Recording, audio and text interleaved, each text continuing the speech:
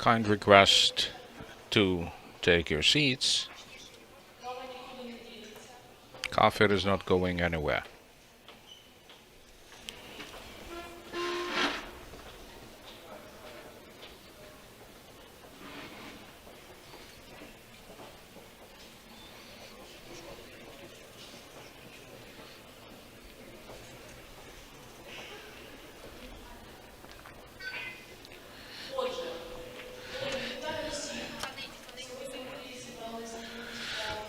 Welcome everyone. We have come here to hear more about achievements and ideas that underpin our strategy, employment strategy 2030. And as is the custom, may I ask you to arise to pay tribute to those who perished with a minute of silence.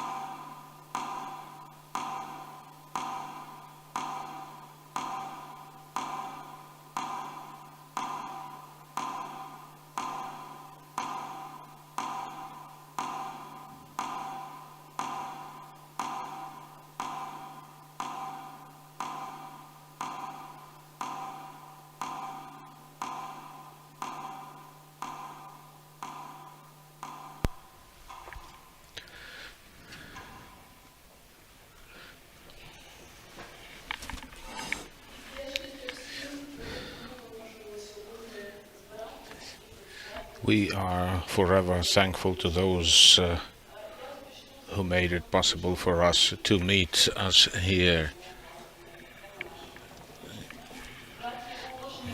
As housekeeping announcement, if an air raid alert is raised, we won't immediately suspend our proceedings. However, you may want to proceed to level -1 to find a shelter. With this, could we please screen a video?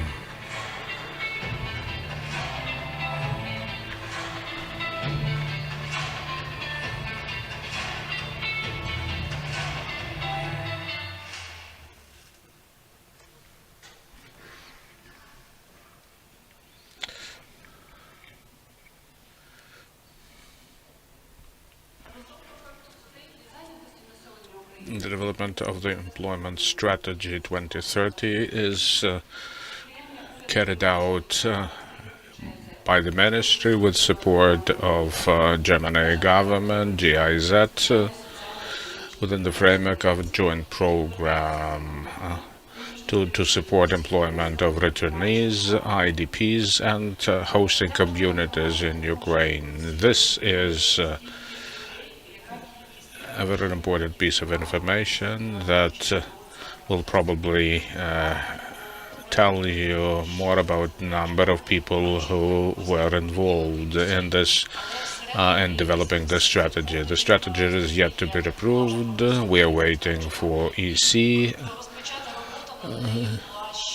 say, but the strategy was initiated back at the time when Ms. Berezna was the minister. It continued throughout the year, so may I now invite Humanitarian Vice Prime Minister, Ms. Tatiana Berezna, to come to the podium.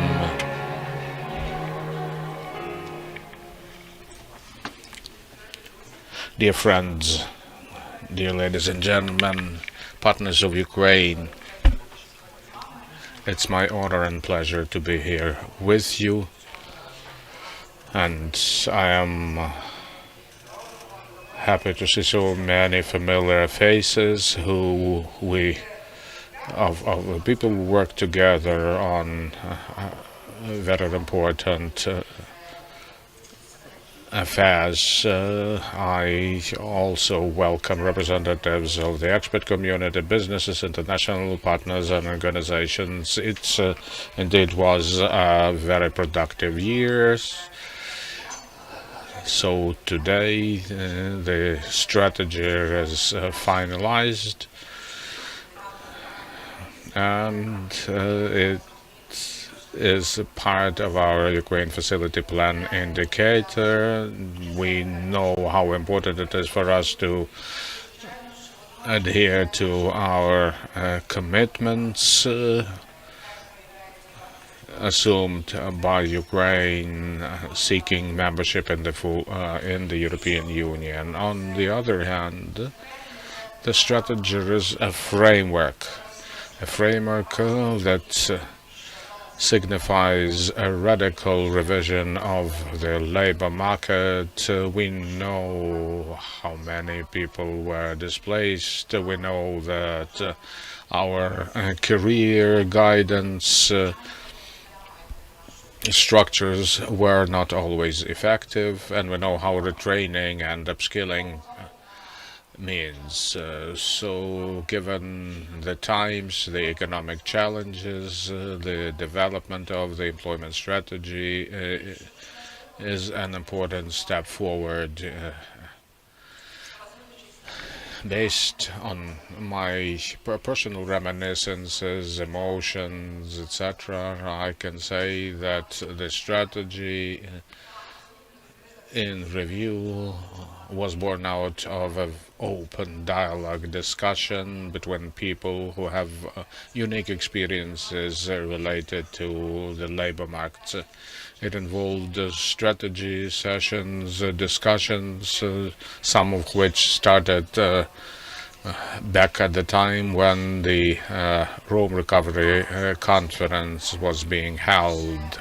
This year, when we meet at Poland, we'll be able to report that the strategy has been approved. Over 600 actors joined the development of the strategy. By the way, one of the first strategic sessions was announced in this very hall, and now we can say that Ukrainians can unite, work hand in hand with each other.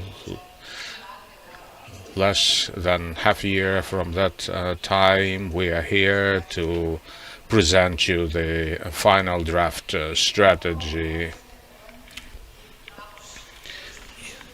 There's another good news I would like to share with you, is that the new labor code of Ukraine is almost finalized, and it's an important instrument. I can't even tell you how many years it's taking us to develop it, more than 3 years at least, and now we can say that this is quite inclusive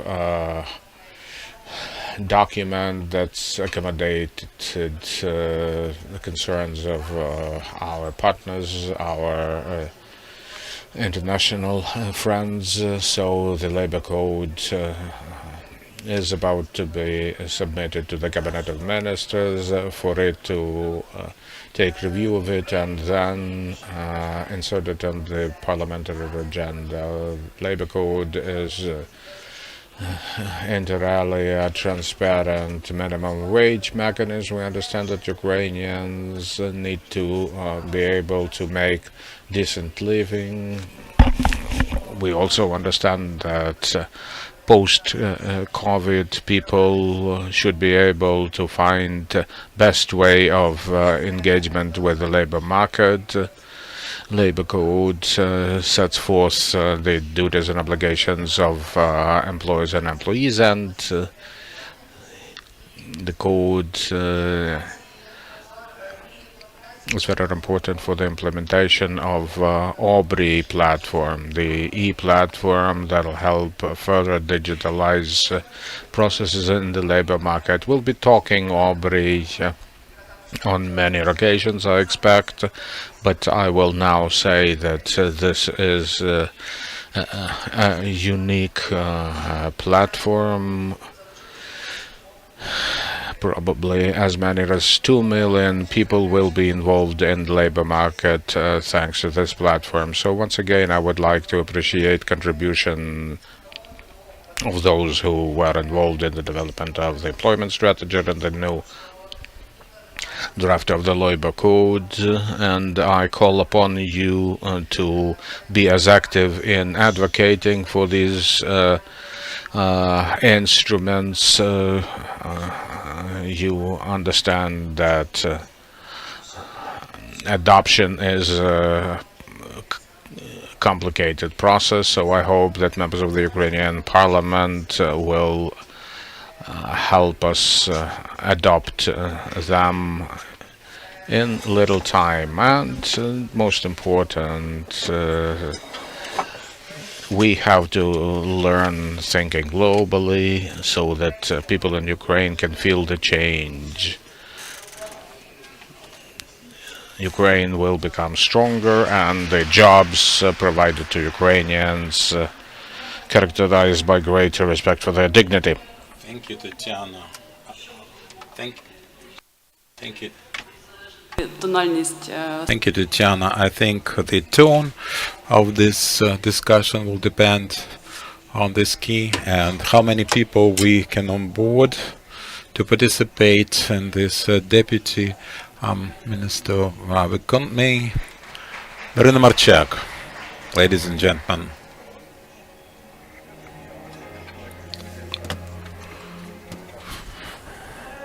Good morning, dear colleagues. I am very happy to greet you and this audience, have the opportunity to address you, discussing the employment strategy till 2030.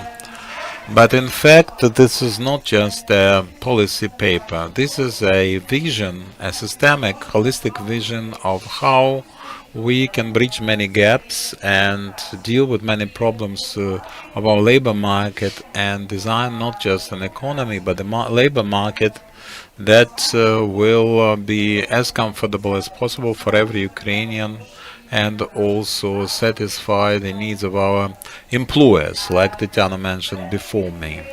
So before we switch to the substantial discussion of what is really happening in the toolkit that we offer, I would like to start with a presentation of the principal problems that we are trying to solve with this project and this strategy and the draft strategy. So I would like this presentation to be now shared.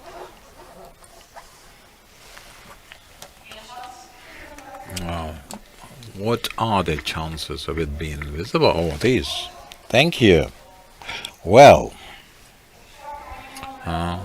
we can take a regular mic.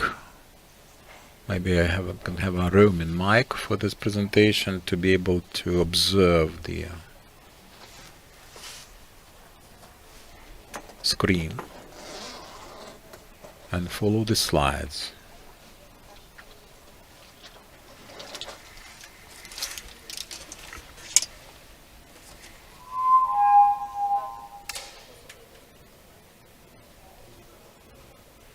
Something is technically wrong, but that cannot stop us. So, dear colleagues, what are the problems we're trying to solve with this document, with this policy paper, and why is it important and even necessary?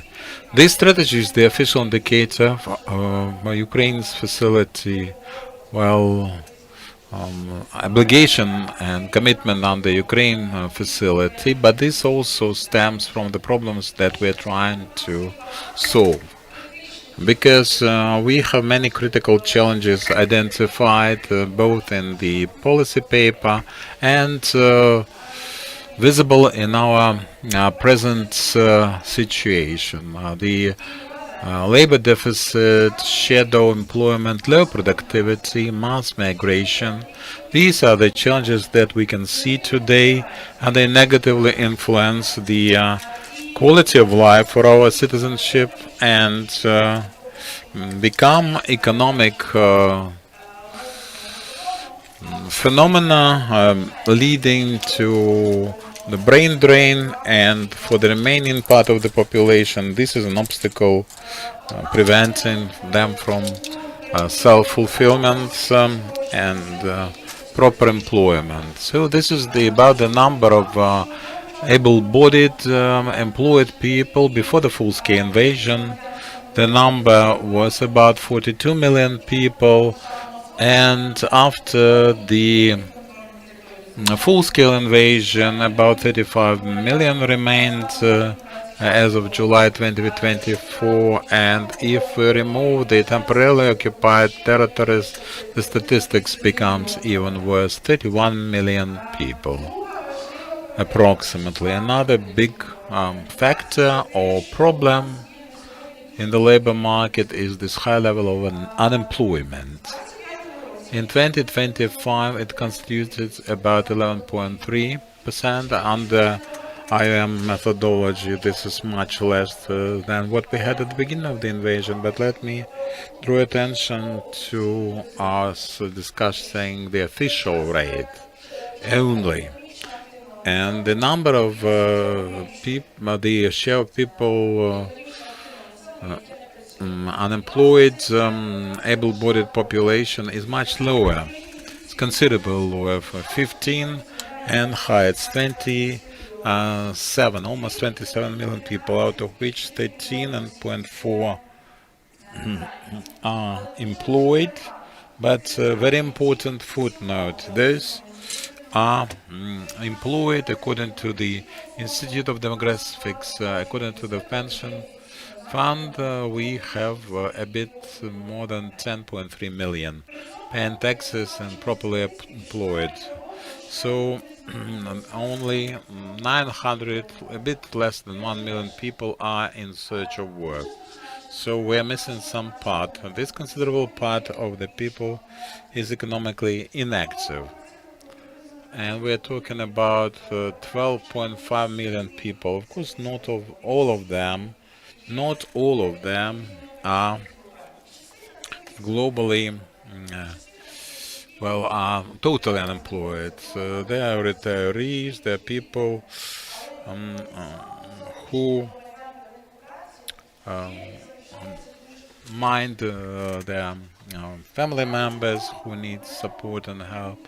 And we also discussed the problem that is very rarely mentioned, but it influences the efficiency of our economy and the rates of our GDP growth. This is a problem of productivity. According to IOM, in 21 we had the 94th position out of 165 countries. The productivity was 8 times lower than in Luxembourg, who is the leader. Unfortunately, the full-scale invasion failed to improve the situation. By the by, we can say that we have to compare with the peers. Before the full-scale invasion, productivity in Ukraine was twice as low as in Poland. So when we discuss the problems, it is very important not just to fix them and understand the групою стейкхолдерів і робочими групами при підготовці стратегії зайнятості говорить про наступні ключові причини.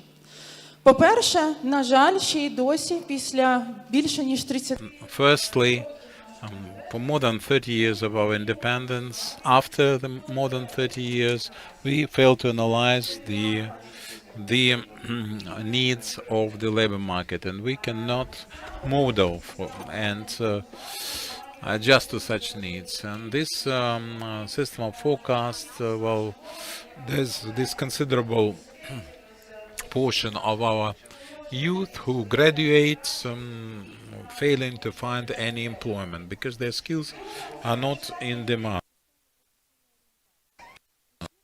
Then the vocational training, vocational navigation. We're grateful to the Skills Alliance, all the organizations who, as of last year or this year, joined the initiative upgrading the system of vocational training. Yes, and informal education. But nevertheless, as of now, the system is still very ineffective and requires systemic changes. And then the limited readiness of our citizens to be trained and retrained through their lives, their lifelong learning, which is now proverbial, it's a household name and a habit in Ukraine. But unfortunately in Ukraine, the absolute majority have no idea of this phenomenon or this endeavor, and we have to introduce it. The fourth problem is institutional challenges. Very often the capacity is insufficient to respond in a professional and timely fashion to such challenges. And the fifth factor is the full-scale invasion itself that worsened the negative trends that we had observed before that. And the sixth, limited state regulation, the way we regulate the subsistence level, the minimum salary, whether it provides for subsistence, whether it stimulates and provides for social protection sufficiently. Another important challenge that should be discussed here is stereotypes. All sorts of stereotypes and stigma, ageism, gender-based stereotypes. I saw a post on Facebook recently: under 30 you're too young, after 40 you are too old for a good job, and when you are 30 you have a whole host of bugs, as he put it, preventing you from being successful employed. So many HR services do not provide for adequate level of inclusivity, and of course the lack of proper level of inclusive infrastructure development is a stumbling block and impediment for many. So we have discussed the factors and what the draft strategy suggests. Solutions, well, there are 6 of them. The first strategic objective is to provide for timely satisfaction of the demand for labor force, workforce, and the digital transformation of the labor market supporting it. The 3 principal blocks that we offer in this segment. Number 1, complete expedient digitalization of the labor market through IT instruments, IT toolkit, and our IT toolkit is called OBRI, which is Horizon in Ukraine. So we are making our horizon wider and at the same time more achievable, and we are bracing the future. This is forecast for 5 to 10 years for the labor market development, and this is also related to state contracts for education institutions. The third, improvement of the mechanism of engagement of foreigners, and the employers are discussing it actively. Then matching education and vocational training with the actual demand. And it is not just about forecasting or projecting the demand for 5 to 10 years.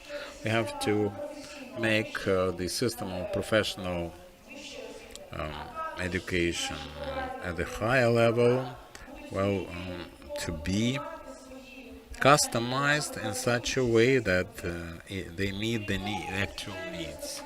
And also we have to use dual form of education.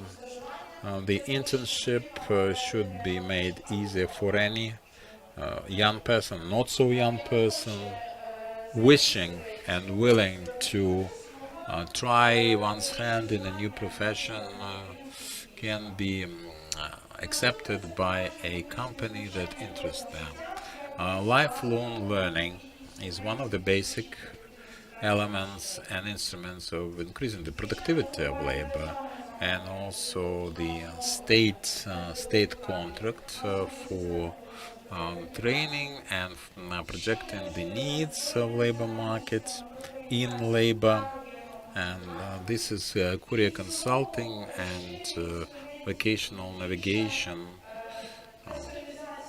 and counseling, customization in the labor market for retraining, professional development depending on specific gender or cohort related needs.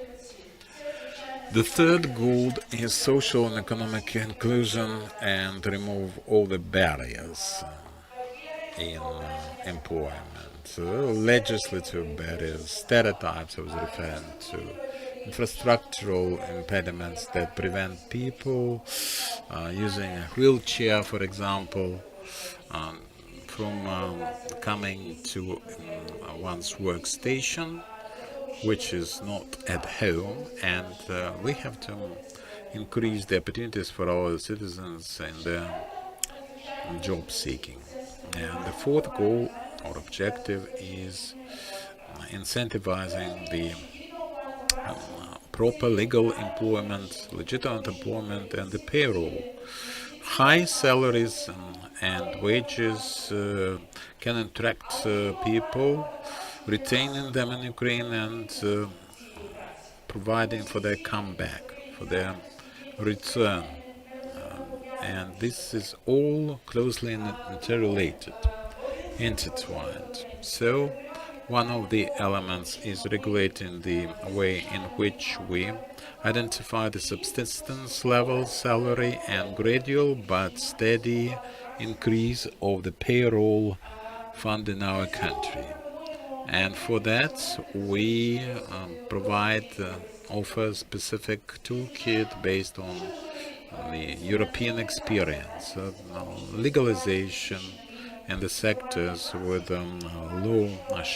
high shadow employment level. And yesterday, the Committee of Social Policy at the Parliament, many people present got engaged in this discussion, offering the labor relations as a notion and definition. We are also working on institutional capacity of the labor market, and this is working on performance of the employment offices, expedient process, the special agency of labor that should be there as a very effective protector of the employees' rights, and on the other hand, they are supposed to prevent manipulation and the black market advancements and avoidance of politicization in the labor market. And the sixth goal, the most obvious, with our candidacy and our aspirations to do our homework as soon as possible and become a full member of the EU. This is harmonization of the employment system and occupational protection of labor, and this is the new labor code that the Ministry of Economy have developed, submitted to the cabinet, and in the nearest future we hope to proceed and talk to the MPs on the prospects of this initiative. Secondly, this is development of cooperation with the European networks, best network, EURES, and the vacancies, the labor conditions, and certainly what is important in this context is effective use of the European instruments already available, and this is to improve and increase the energy of the market, easy funds and other structural funds to help Ukrainian employers in creation of proper and comfortable labor conditions. And the last but not least slide is the labor code itself. We are going to make a presentation much detail, but we have to start the discussion how the labor code can help our country make a swift breakthrough in upgrading the labor market, modernizing it. The key indicators that is to how we plan to reach that through implementation of the reform in hand. And there are many important nuances, a lot of specifics, and there you can find the topical document there. And let me emphasize again that this strategy is still a draft. And this event is one of the important steps towards drawing your attention to this discussion, inviting you to take part in it, submit your proposal so that when we adopt this as the government and it reflects the national consensus, real consensus as to our progress towards implementation of this reform. Thank you very much. Thanks to the international partners for the support. Thanks to our partners from the German government and GIZ for their support. Let's discuss.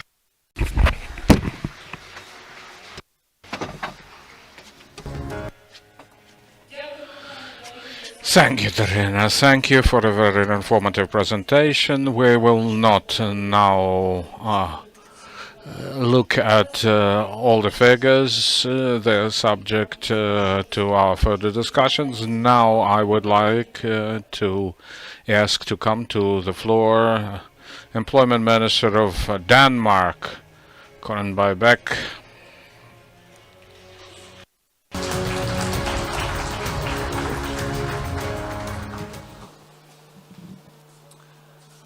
Ladies and gentlemen, Deputy Minister, thank you very much for inviting me. I'm honored to be here at this conference. With all that you are going through, the daily bombing, the power cuts, the uncertainty, I'm impressed that you have the stamina and the ambition to draw up a 2030 employment strategy. After more than 10 years, I can easily say that nobody can underestimate the determination and the strength of your people. Ukrainians are waking up every morning, getting ready, and go out to work in a country of war. Just as millions of Ukrainian refugees wake up every day, far from their home, and go to work, to make a living, to contribute to their society, until they can return to home. They all deserve the inclusive labor market with fair, decent, and safe working conditions. Bringing together lawmakers, business sector, and trade unions is an excellent step in the way to a better, more modern and sustainable labor market. In my own country, Denmark, we've worked in a proud tradition of social dialogue and tri-party cooperation. For more than 125 years, employers and workers have organized themselves in associations and unions, taking a co-responsibility for the future of our country, negotiating collective agreements on the wages, on the working time, and the other essential working conditions. To the benefit of our labor market, without interference or regulation from government or from parliament. The particular Danish labor market model has served us well, especially in times of crisis and social transition. The social partners also help us understand what skills are in demand for the labor market of tomorrow, that help us as lawmakers plan and invest in our people in the best possible way. No single model fits every country, but as this room also reflects, representatives from the business sector, trade unions and civil society are ready and willing to contribute to make a real difference for your country, Ukraine. I commend this inclusive approach in shaping your employment strategy of 2030, and I'm confident that it will also help you implement the strategy at all levels of society. So let me just conclude by emphasizing that Denmark is a long-standing ally and a true friend of Ukraine. We will continue to support you as we've done for years with military aid, civilian aid and humanitarian aid, but also with political and technical support for building back a better and a stronger Ukraine with a more modern, flexible and competitive labor market. A labor market that can deliver growth and welfare for Ukraine and new opportunities for Ukrainian workers, including the many dedicated and hard-working refugees that are scattered all over Europe due to Russia's illegal invasion. Thank you very much for letting me speak here today. Thank you.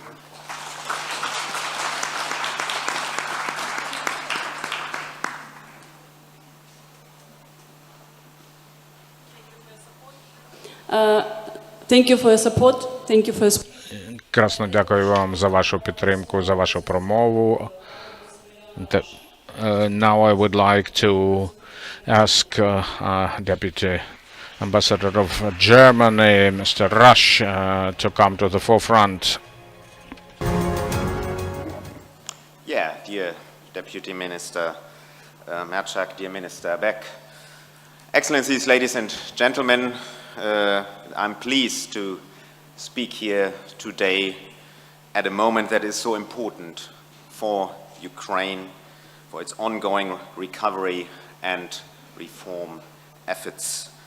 Russia's full-scale invasion has affected every aspect of life in Ukraine, including jobs, careers, and economic security for millions of people, as we just have seen in the presentation. One of the key areas where these impacts are felt most directly is actually the labor market. How people return to work, acquire new skills, and find stable employment will play a crucial role in Ukraine's economic recovery, social stability, and European integration. Germany continues to support Ukraine as a reliable partner in labor market reform, vocational education and training, and the promotion of decent employment. In close cooperation with the Ukrainian ministries present here today, we work together to strengthen institutions, introduce modern European approaches, and implement practical solutions at national and local level. This cooperation is based on a long-term partnership, mutual trust, and shared European values. At the same time, Ukraine's labor market is facing significant structural challenges. Unemployment rose sharply in 2022, and despite gradual improvement, remains above pre-war levels. The State Employment Service continues to register a high number of vacancies, while many positions remain unfilled due to skills shortages. Large-scale displacement, emigration, demographic changes, and the upcoming reintegration of veterans all place additional pressure on the system. Employers report growing demand for digital, technical, and management skills, while the economy is undergoing transformation driven by digitalization, the green transition, and European integration. These developments underline the scale of the task ahead. So against this backdrop, the priorities of the Employment Strategy 2030 are particularly relevant. The focus on quality and inclusive work, fair conditions, and alignment with EU and ILO standards is essential. Targeted, human-centered reintegration, support for veterans, displaced persons, and young people remains a key responsibility. It is equally important that national strategies translate into effective local services, modern training systems, and strong cooperation with business. Addressing labor shortages through upskilling and reskilling, advancing gender equality and equal opportunities, and preparing the workforce for digital, green jobs will all be central to Ukraine's future competitiveness. These efforts can succeed only through close coordination between the state, business, civil society, and international partners. Ukraine's recovery is closely linked to the people who will carry it forward through their skills, experience, and commitment. Germany remains dedicated to support Ukrainians on this path. We value the partnership highly and are grateful for the trust and cooperation that make our joint work possible. So in concluding, I would like to reassure you, Germany stands at the side of Ukraine and will do so in the future. We will continue our support to Ukraine across the board, covering military, financial, humanitarian, and technical support. I thank you. Thank you so much. Thank you. І зараз в нас ще є онлайн підключення. We have an online statement from Benoit Menard, Director General of the European Commission on Expansion and Eastern Neighborhood. Sir? Thank you all. And many thanks for the opportunity to speak today, on the future of Ukraine's labor market and this employment strategy. I'm very pleased to participate to this event, and thank you, Deputy Prime Minister, as well as thank you, Daria, for your introductory remarks. As also said by Minister Diblatbek and Maximilian Rasch, Russia's war of aggression has had a devastating impact on the country's labor market, with the mobilization of soldiers, businesses shut down, and millions displaced within and outside of Ukraine. This obviously leads today to high unemployment and skill mismatches. Rebuilding a modernized, well-functioning labor market will be key for Ukraine's sustainable recovery and reconstruction, attracting Ukrainians to return home. Please be assured that the EU will continue to support those efforts, also to establish a strong social dialogue. As indicated earlier by Deputy Prime Minister Belezhna, the employment strategy is a key deliverable under the Ukraine Plan. The Ukraine Plan remains not only a lifeline for Ukraine's macro-financial stability, but also a strong catalyst for reforms. And those words are not from me. This is what Mrs. Bidlasa, chairman of the Rada Budget Committee, said yesterday in the European Parliament. The employment strategy is also one of 3 recommendations under the social policy chapter in the 2025 enlargement report. And this acknowledges that Ukraine's future depends first and foremost on its people. Their skills, resilience, and experiences are key to rebuilding the country. The employment strategy should help improve conditions for employment and access to the labor market. Retraining and requalification and labor market forecasting will help bringing more people into the labor market. Preparing for all the needs of a very different labor market in the post-war period is a key element of the strategy. Without the right skills, there will be no reconstructions of Ukrainian cities. And Daria also presented earlier telling figures on productivity in particular. And this productivity gap that we see today between Eastern European neighbors also reflects the opportunities that Ukraine can grasp in the forthcoming future. This is why this employment strategy is so important in the EU's approach to recovery and reconstruction. The Commission is funding a project with the International Labour Organization that supports the creation of a more inclusive and resilient labour market that empowers workers, strengthens institutions, and upholds European and international labour standards. The output of this project is directly relevant for the employment strategy. To conclude, let me emphasize that Europe's solidarity with Ukraine remains unwavering. The EU is the largest donor today and the largest investor in Ukraine. So far, the EU, alongside its member states, and it is important to stress that, have provided more than 180 billion euros in humanitarian, economic, and military support.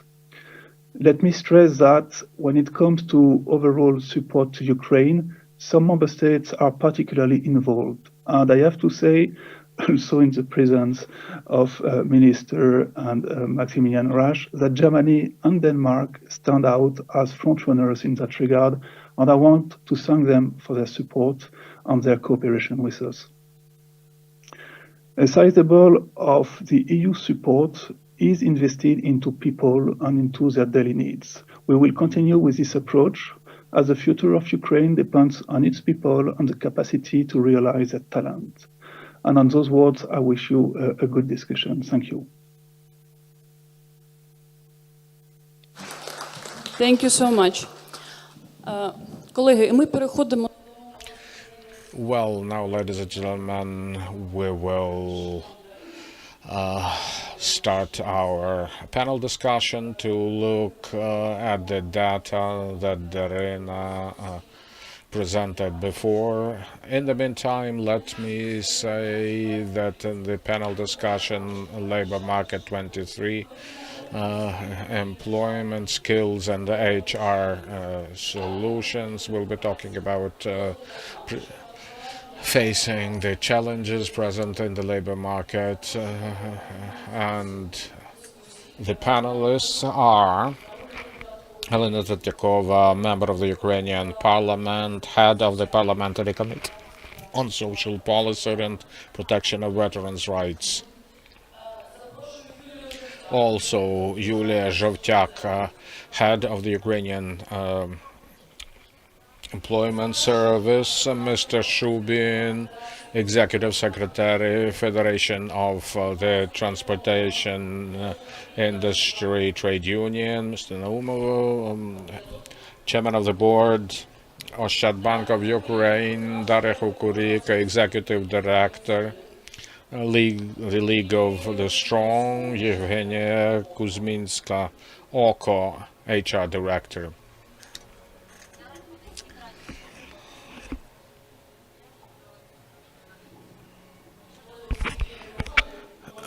Now that I've seen all of you have your mics handy, let me start the discussion. And my first question goes to Helena, and this is the question. What legislative changes are in your mind priority in order to modernize the system of reimbursement? Okay, the committee is working on the mechanism to support employment of the demobilized personnel, military personnel. There are other priorities, but we are trying to describe forms of employment and labor relations that were never sufficiently defined in the Ukrainian legislation: home employment, distant work, outstaffing, outsourcing, the opportunity for Ukrainians to combine different types of employment in order to increase their income, a labor code, social dialogue, system of social insurance, holidays, and new draft law on remuneration, which will also deal with gender gaps and employment of foreign nationals. I have 4 comments to make in respect of the strategy. This present draft of the strategy says that the strategy is to regulate the labor market and employment of Ukrainians. It's a mistake. Employment cannot be confined to labor market. I already mentioned home employment, self-employment. This strategy seems to ignore these types of forms of employment. My second comment is in respect of the liberal regulation of the market. Labor should be primary regulator of demand, employment. The government, the Ministry of Economy should stay away as much as it is possible from interference in these relations, and our committee will try to make sure that the government has very few tools to interfere, maybe where it concerns non-discrimination and forecasting. Oh, wait a sec, I will say about that. My third comment is about the term that our Ministry of Economy seems to abuse, retraining. Well, I don't think that Ukrainians need retraining. Ukrainians' experience may be enriched with some additional experience, and I'd say that retraining per se isn't enough. No, retraining should help Ukrainians find employment that maximizes their income.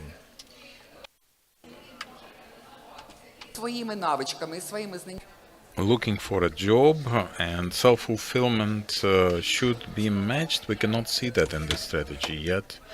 Another comment, this is the desire to regulate, eagerness to regulate. Let me use the remaining minute of my time. We should feel warmly about this employment. It should be next to our heart, and we have to work every day, and we all were once taught to wake up, to embrace another day, to work on our self-fulfillment, to keep ourselves busy. That's business, that's human activity, and there's human activity. There's this book penned by a famous economist. In this world where every 3 hours we have blackout, we are under pressure mobilization for the employees. There's one thing that every Ukrainian can control independently. We cannot control the Russian Federation. We cannot control other things, blackouts. But at the same time, we can control our own ability to wake up in the morning and do something good. And this is controlled ability. This is the basis for our victory, because it's only when we work, when we pay taxes, that we shape the resources, the monetary and other resources, to provide for the army and to win in this war. We all do something, employment and business. Well, these are similar words. We do coffee shops in the frontline areas. We do software. We develop new types of weapon systems. We plant and grow fruits and vegetables, and this is all activity, employment and business. This is all converted into revenues to the budget and our victory at the front line. By and large, our strategy for everyone is a strategy for every Ukrainian, and we abandon the temptation to sit on our hands or sit on our couch waiting for someone to solve our problems. We have to do it ourselves, no matter what. This is the only way of survival. We have in this strategy to recognize in this strategy that we have to look for employment and the best conditions of such employment, working together, because it's a social affair for the social committee, and we any type of organization is something that people historically do together to get something to survive. And at the end of the day, it should be done without any self-pity. Self-pity prevents victory. So, philosophically speaking, this is the strategy of employment. The strategy of employment should be the strategy of activity, business, and togetherness. And no self-pity. That's the way to go. Thank you. I would like you to feel the warmth about this strategy. And that's the way it should be, in my opinion. Thank you, Helena. Thank you for this inspirational, motivational speech. Do I get it right that the change that you offer constitutes at the same time the first steps? Well, at the beginning I did mention all the drafts that we have in hand. The strategy is what we do and what we don't. And it's a philosophy of our life, and the government should have as little interference as possible. This is called deregulation. So this philosophy is about helping every Ukrainian, providing decent income, helping every Ukrainian do it in the togetherness without self-pity, as I said. So the strategy, in our view, in the view of our committee, is exactly that. What kind of mode of operation they opt for is another matter, but there should be this destination, not just getting some job. This is raison d'être. This is ikigai in Japanese. We can form our Ukrainian strategy, and Ukrainians, our ancestors have forged this tradition of being busy, being employed. We have the structured fashion of living. That's how this is regulated, how this is shaped. Is up to the government. We, as the committee, should avoid discrimination for Ukrainians, and in the employer-employee relationship there should be checks and balances protecting Ukrainians not less than in Europe, maybe more. Thank you. This is accepted. About the deregulation, Julia, here is my question to you. Well, many people in Ukraine are unemployed, still unemployed. There are different reasons to explain this phenomenon.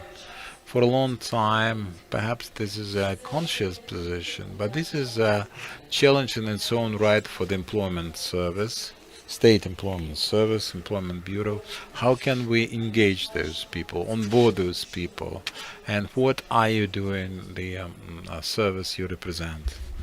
Greetings. Can you hear me? Yes, I fully agree with Halina that we have to keep going no matter what. Of course, we have covered quite a distance, but let me just say that this year, 2025, we received more than 600,000 Ukrainians seeking employment. 60 to 70% of them are covered with proactive service, more than 50% employed, and the rest participated in some activities. And this is a great advantage because it used to be worse, lower, that is. Now, at the end of October, we adopted this new regulation of the government on active support of unemployed citizens that starts on the 1st of January 2026. Well, what all this is about? This is about data. Personal data of the people applying to us, getting registered as unemployed.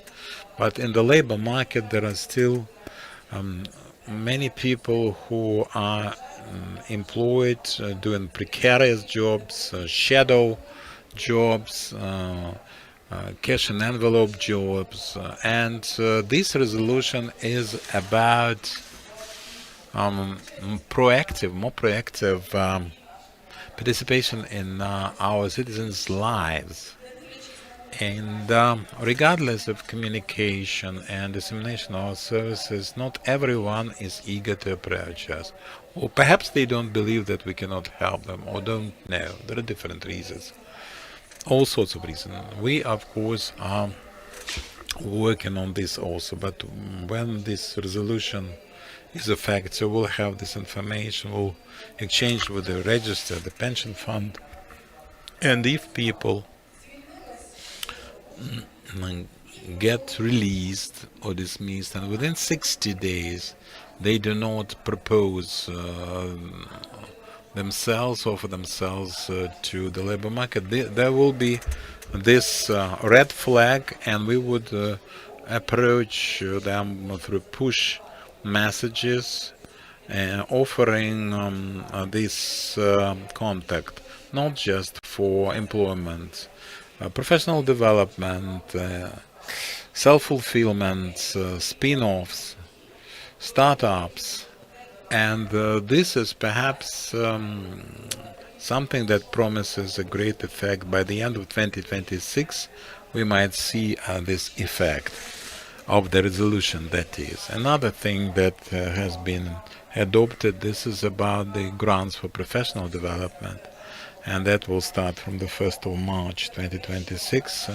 That will be about our citizens unemployed but insured. It is very important that they are not employed officially, and they will get a grant for professional training, professional development, because this is the thing for qualified workers and professionals. This is something that we need.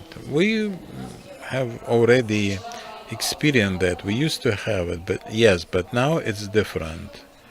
And with a voucher program, people participate who are actually already employed. We're talking about efficiency, about this being useful for the people and for the state. So we have to upgrade this program. And what is also important is for people above 40 or our veterans to participate. So if you are younger than 45 and do not belong to such cohorts, you do not participate. Grants are about any person who would like to get a qualification if they are not employed, that is. And what we hope for here is that our proactive work and further looking for a job will make this strategy much more ambitious, engaging up to 2 million people for the active labor market participation. And there are two factors. Alexander Sikort will present the digital system, or BRI, digital platform, and we keep reforming our service for the proactive approaches to being much more proactive. So it's not a labor exchange anymore. This is a career navigation, career counseling kind of center. That's how we see it. And on a positive note, I would like to say that our slogan is stay in Ukraine, live in Ukraine, work in Ukraine. Well, another thing. So you're going to be more proactive, summarizing, and you're going to onboard some people who are still not engage, and there won't be any age discrimination, whatever. So, do you plan to monitor the efficiency of your program, and what will be the criteria? I cannot but ask you that. Of course, we have to understand how these things implement the operational plan under the strategy, so we will monitor implementation of those activities at the end of 2026 and so forth, and for the rest of the time, for the future after that. Well, do you plan for the strategy for the State Employment Service to use funds from the budget, not from the Social Protection Fund for the unemployed? The law is to be amended and there's this provision that our service will become attached to the state budget instead of the unemployment fund. This should be discussed with the Ministry of Economy. And coming back to the previous points and the number of Ukrainians still reluctant or not willing to actively look for a job, and this is about the salary, and this is about the income, proper, decent income, and we have figures in the strategy how our salary in Ukraine differs from our neighbors, the peers in Europe, and we do not look very attractive in that light, I might say. So, Alexander, what would you say about raising the minimal salary, and what should be done in that respect to help our people obtain decent incomes instead of developing the dependence culture, which is a demotivator in its own right? Thank you very much for this question. Well, first of all, let me start my intervention with the compliments expressed for the Ministry of Economy and Tatiana, Darina, our outstanding ladies who started this about a year ago. We had the first session, I remember like it was yesterday. It was inclusive back then. This document, this policy paper, is much, much better than the original draft. Of course, there's no limit to perfection, but this is a policy paper that has to develop together with the country, with the economy. And this is something actually impeding our development, our victory, and getting the proper number of qualified labor force. So we have to investigate what prevents people from becoming active job seekers. Income is the matter. Income is key, but it is just part of it, of the story. And if we say who would like to have the minimum, well, even if it's high, nobody would volunteer, I suppose, because it's minimum implies maximum. And if we discuss the phenomenon of the minimal salary, let's face it, we are on our way to the EU. There's this new directive. It's not just about subsistence levels and the minimum in the law. This is far from it. In fact, it's all about collective treaties, collective contracts, labor contracts with participation and involvement of the government, because the government is an employer. And when such collective labor negotiations do not take place. This discussion is transferred to other venues. This year we had this discussion when the budget was voted, and educators, I would like to greet.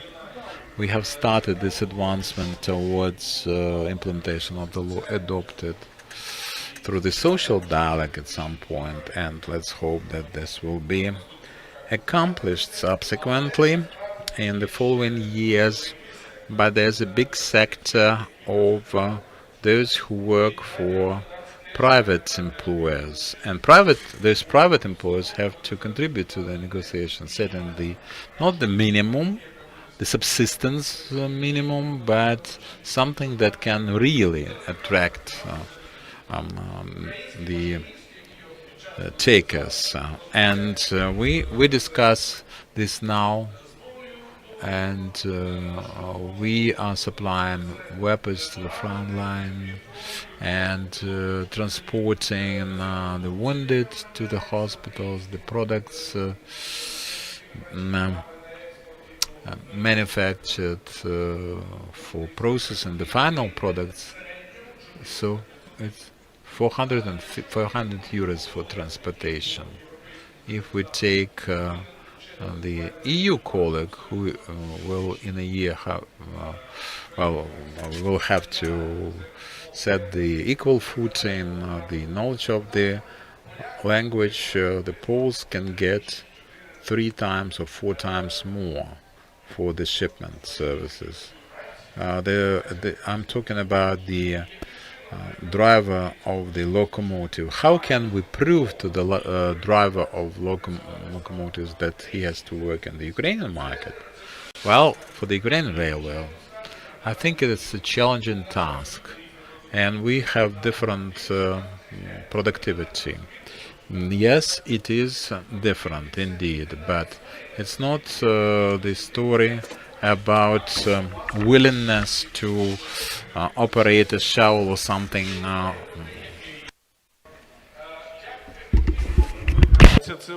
No, that's a story about equipment, effective use of this equipment.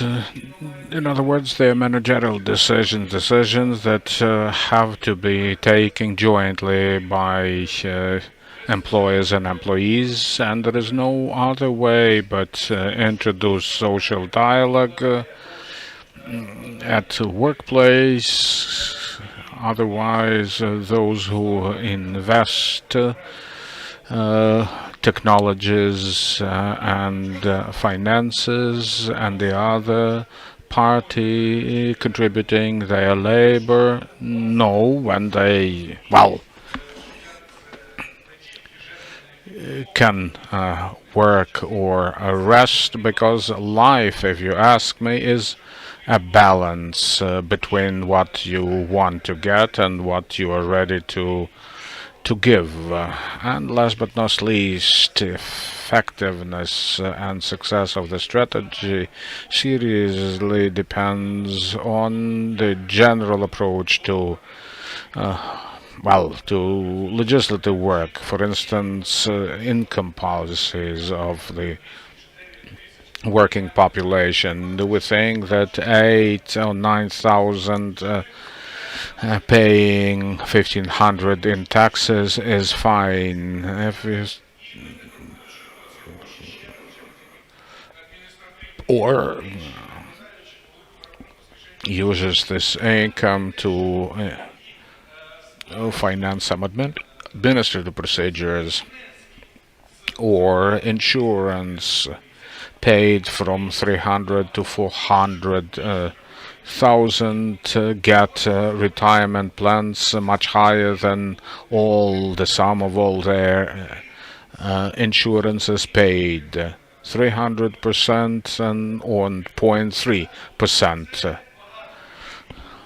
So many questions like that are still pending, and we need to discuss them and find solutions to them within the framework of the social dialogue, so that we can have a clear system of employment to support our recovery and reconstruction after the peace settles down in Ukraine. Thank you. Still, the figures are something that we would like to discuss. Real median wage, does it exist in your industry? Not minimum wage. Well, real median wages of someone employed in the railway industry is 20 to 30,000 hryvnias if you are a qualified worker, and 15 to 20 if you are in service and maintenance. If we try to think how much one is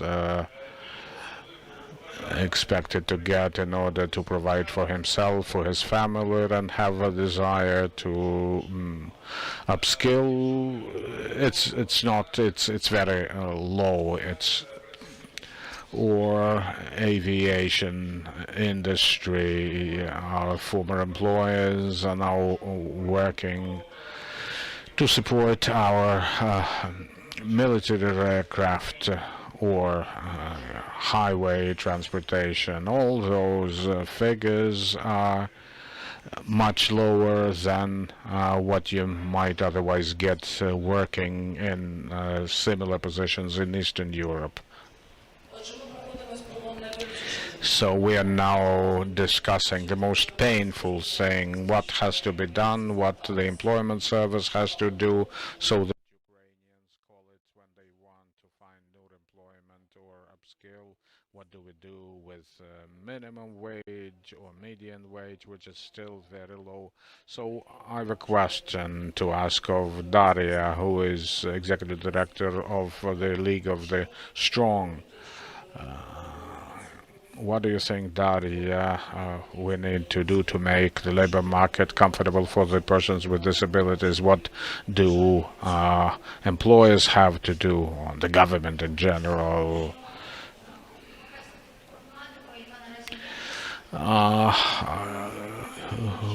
Well, Daria Marchak earlier today mentioned the unemployment rate in Ukraine, which is fairly high. If we look now at the employment rate of persons with disabilities, we'll see that about 600,000 persons are employed, but 2 million people, more than 2 million people that are potentially employable, do not work. Another barrier I'd like to refer to that relates to persons with disabilities. The League of the Strong, sponsored by the government of UK and WHO.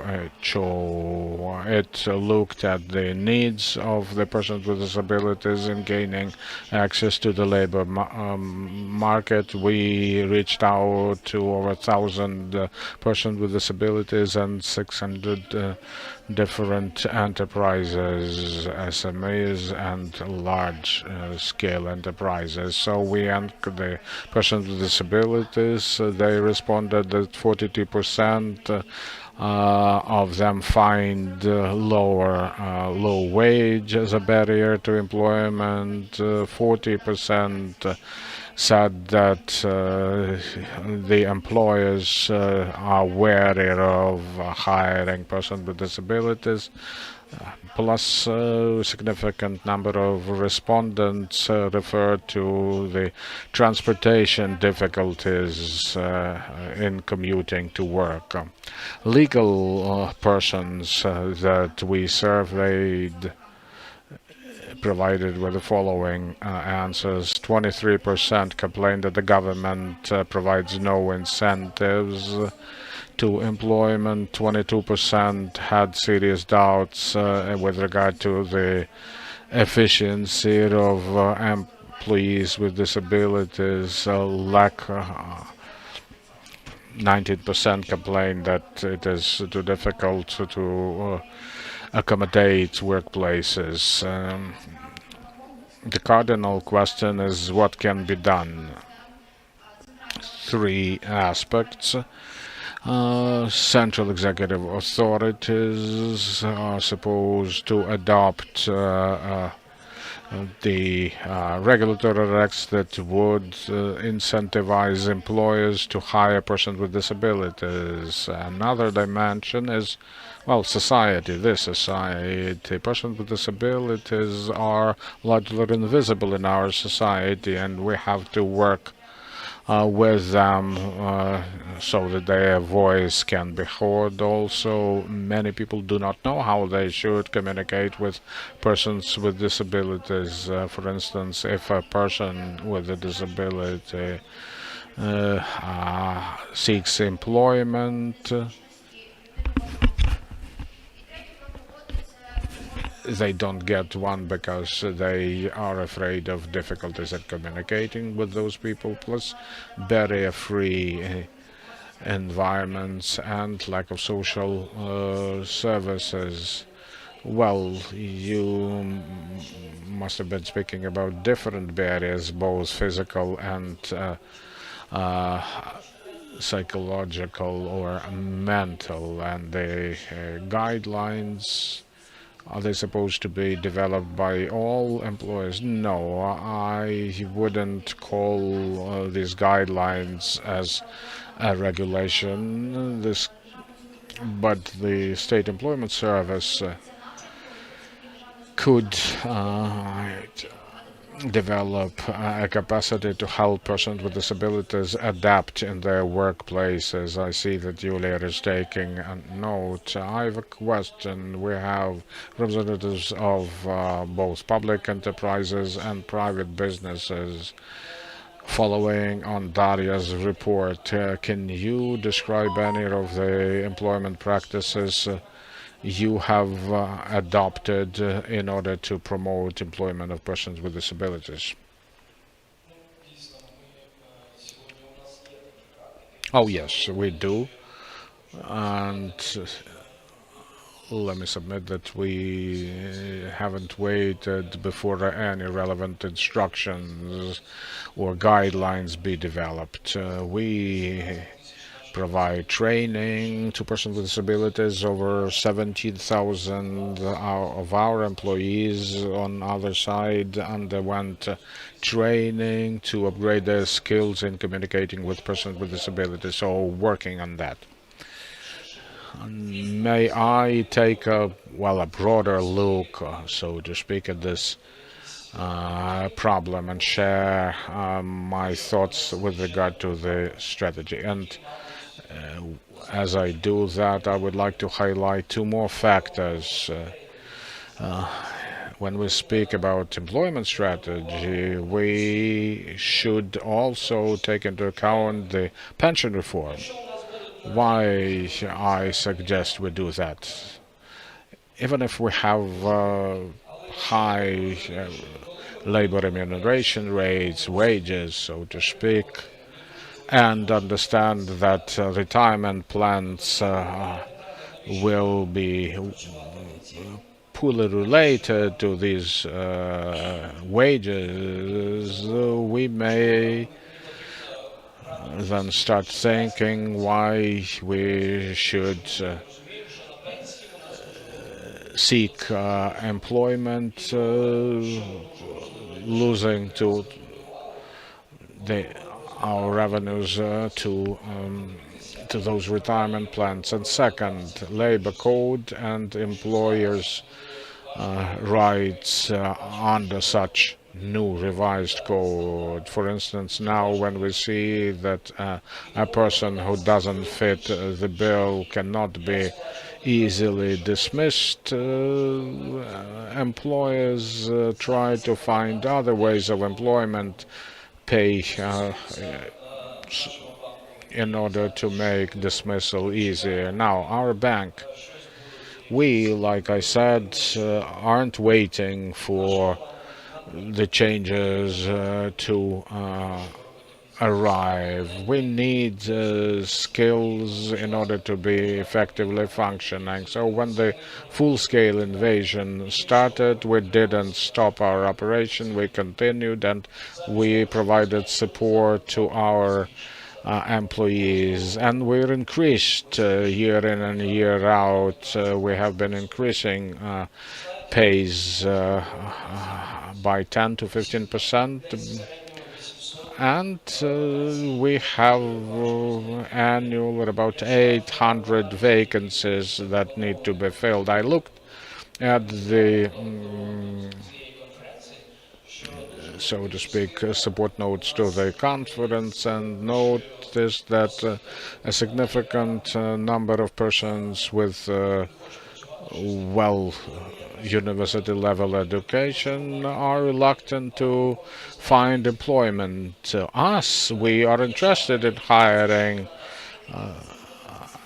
800, you mentioned 800 vacancies every year. Well, indeed, this year, however, we managed to reduce the number of vacancies. Retention is an important element. In banking, the competition is high. Other banks increase salaries to their personnel because we understand that this is one of the leading factor in making people to favor employment with that or another employer. Medical insurance, mental health, it is also something where we work without waiting for any approved guidelines. We try to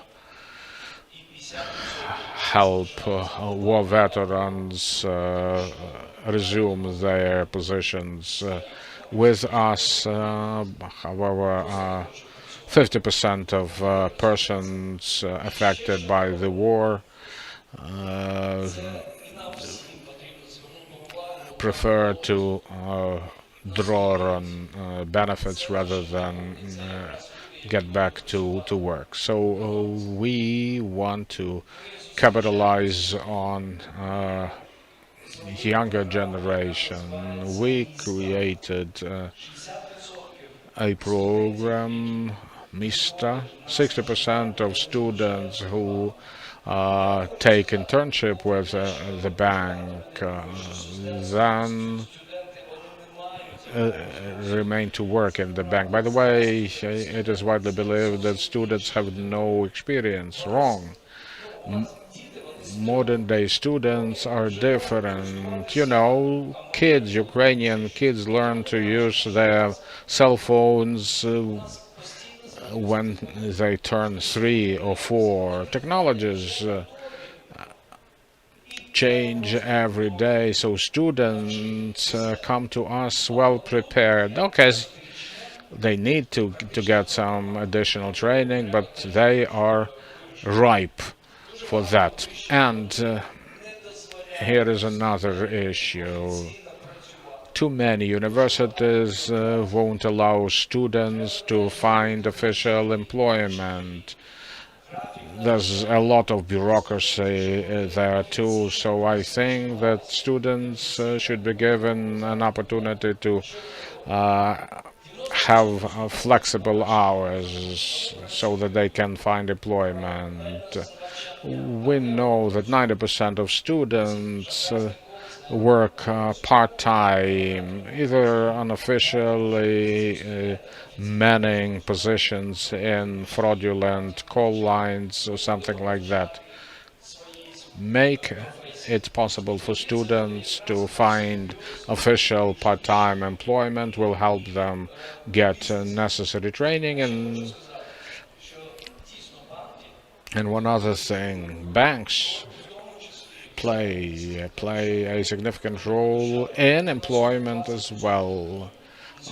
Bank finances 20% of economy in SME sector. Small and medium enterprises is where 70% of jobs are found. So we, though indirectly, boost employment rates. I just shared some thoughts, and if you listen to them, I think it will improve the situation. I've a clarification. You mentioned students' potential employment with the Shad Bank. You said you help them train. So let me ask you how long it takes to return. Well, students stay 3 months with us as interns. Well, 3 months as interns, and then we hire them, and we even pay for their internships. Well, median wage. After they've approved upon probation, they are promoted to specialists, and 60% of students stay with us. 40% they remain there, either find other employment, or we are not happy with their qualifications. But 60% is still pretty high. Well, money, of course, matters a lot in leading people's decisions in employment. By the way, we hire about 200, 250 new employees a month, but it is important to make sure that we can retain them. I personally meet all those new hires, well, collectively, not one-on-one. I tell them about the bank, our strategies, and there's something that helps people make their mind. They follow on these meetings either offline or online. So when we tell them what role the state bank plays or is playing in the country, about our strategy, about what we have already done, they all understand that it makes sense to stay with us. That's what Talia said. All this explanation, all this awareness campaign, and personal communications. It's only in togetherness, the government and government and business, yes, and educational institutions, because it takes a triangle, because if you rely upon studentship, well, I wanted to say, unfortunately, well, I was going to put a clarifying question, the labor code, and allegedly very difficult procedures for dismissal. By the way, we can see that in courts, literally speaking, and the procedures are liberalized as much as possible to make it not difficult for them to dismiss. They use enveloped salaries, the proverbial, the notorious. But where do the envelopes come from? Because we pay taxes, and SMEs who come to you for lending, they have legal employment. Where's the source of all this jurisprudence? And about the pensions, well, the fixed social contribution, 8 to 9 million contributors, 7 million. So where do they take these figures with more than 30 million? It's in the strategy. There are some figures to help you understand. So there's some gaps not yet bridged. Well, let me clarify. First of all, this is the stimulus for employers, so they can influence, just in case. Now we can do that using the enveloped salaries, and then they say that I have paid my taxes and the rest is my business, our business. So it is not just paying the pensioners, it's doing the reforms to have a pension fund independent, the pension fund independent, truly independent for the pension, for the future, not pay-as-you-go system, for some prospects, demographically, socially. And we have to understand that some of us get proper salaries. I pay a lot of taxes. As a top manager, I've paid taxes for all my life, and my pension will actually is going to make me very frustrated. That's how the prospect looks. After all this honest tax paying, I'm going to have a very modest salary, hardly enough for subsistence. So the difference between the minimum and the so-called high pension is very small. Well, we can discuss it differently with the examples on the future pension with the figures as to the minimum, and this should be more specific. And with all those aspects, we have to discuss it and do the awareness campaigns, explaining what the implications are, and so forth. Now, let me discuss this with Evgenia. What do you do with the scarcity of the workforce, and what would you, as OCO, suggest for the scaling up and so forth? Yes, thanks, colleagues. OCO employs 10,000 people. We are leaders of retail with the fuel business, fuel market, and with the vacancies, I heard this figure. Every year we offer and fill in 5,000 vacancies. This is a dynamic market, and it's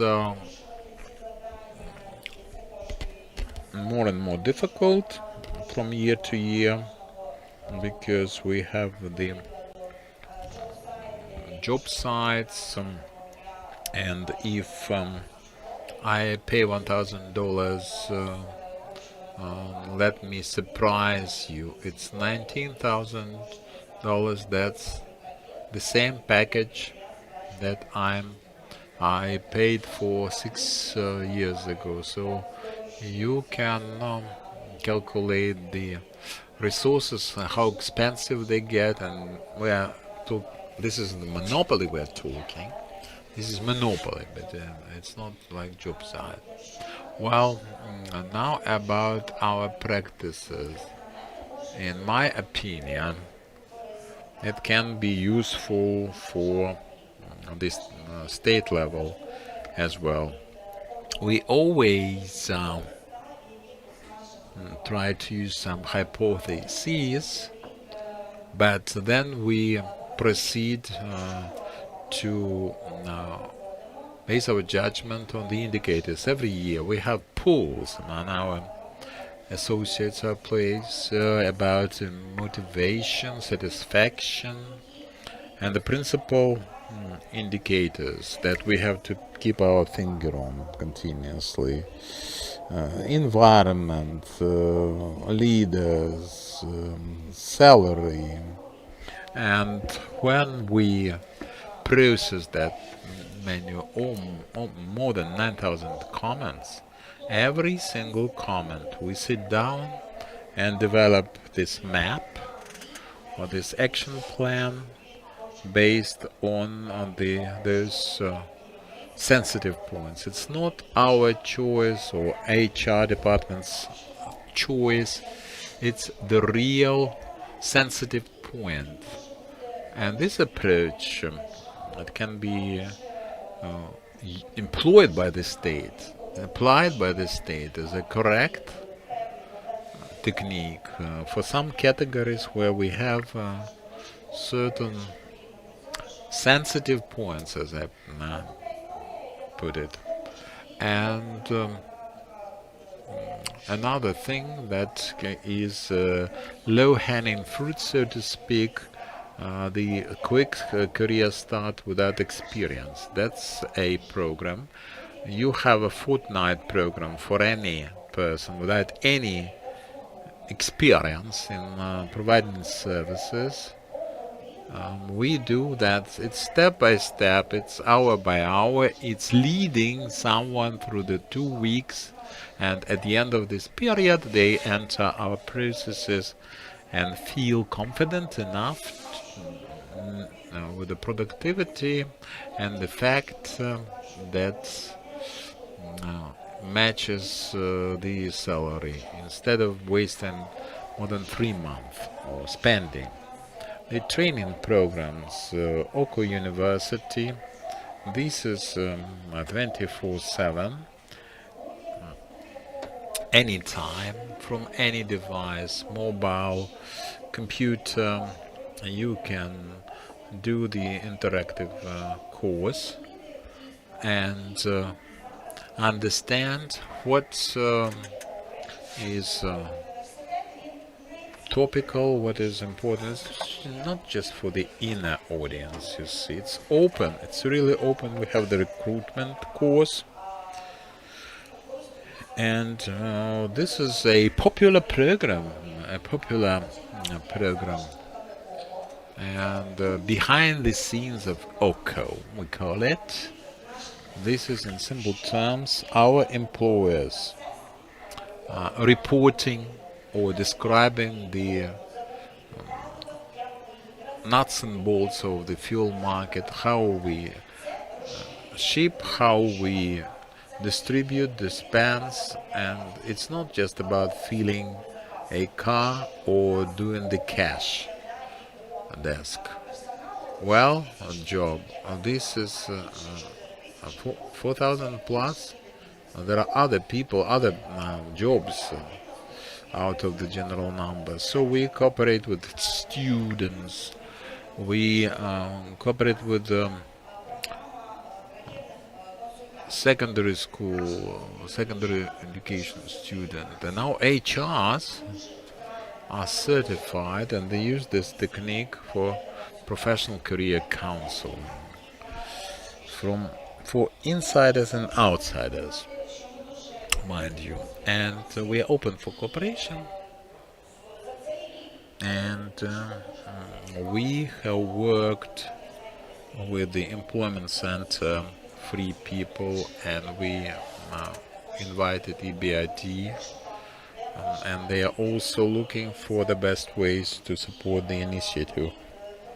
And we have worked for reintegration of veterans, and that included the services, the communication skills, the front desk skills, and the best experience inside the company. And also we have, for this kind of cooperation, we have, well, for example, last year with the Department of State Department, with Julia, we like to appreciate, acknowledge their efficiency. Originally, let me be frank, they were very skeptical when I announced that initiative, and I told them that the center, the Employment Bureau, the Employment Center was prepared to play the role for active seekers, not just bridging the gaps, the red tapes and all that, but for the business processes, the things that made us unhappy. We arranged for this meeting, and we responded. We had consultations, sometimes providing for the processes, sometimes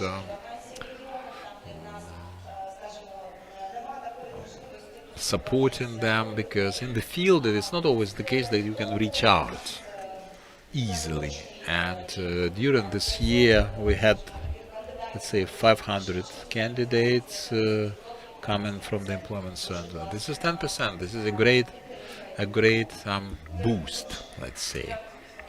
Well, thank you, Eugenia, that it is about cooperation, collaboration between business and government, and education, civil society, dialogues, polylogues, venues of communication to arrive at the results that we expect about 2 million people to be engaged, according to the strategy.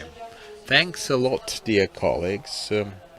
It's a difficult issue to handle. Thank you very much, and we are to continue our proceedings here. And while we are rearranging the setting, let me introduce our next speaker, Darina Marchak.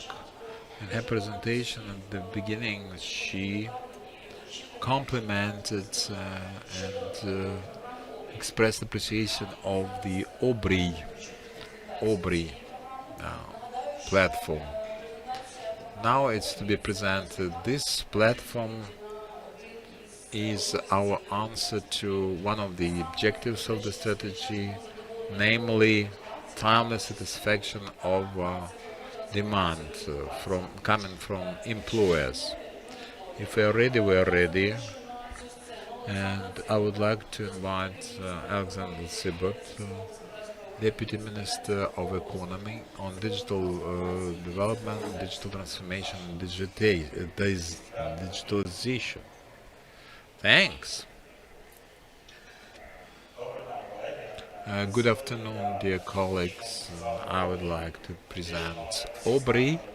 This is an ecosystem that is revolutionary for the market, that is resetting the market. We have developed it for some years, and we are working with Daria Marchak on this very matter. This system is to create a very simple way for the job seekers, for businesses. It will create the source of new talent, and for the researchers, analytics for high-quality predictions and data management. And this is about the big data. Now, the way things stand presently, we have a lot of people not participating in the labor market, behind the doors of the market, and there's this balance and not so efficient spending. So we would like to normalize that, as we put it, and create this strong relation between the demand and supply. And what OBRI is about, first of all, this integration into state registers and the European systems, over 100 registers with the data, and the data that didn't work previously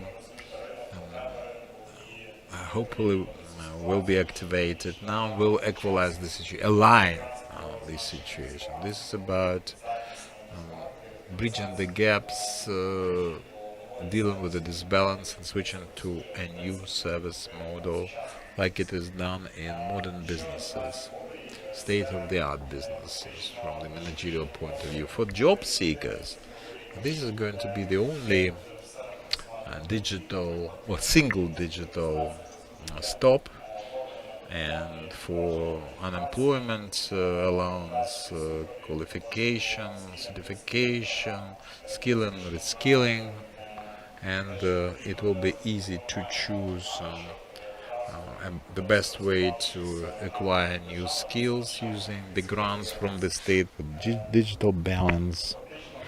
And actually that's the roadmap, the route as we call it. This is a separate section, the annex with all the services available to continuously expand and till 2030 at least. We have the plans, and that's our horizon, and the services provided, training, recommendations, job and support afterwards. And this is planning for the new skills and getting prospects for new jobs, higher income, predictions as to how we can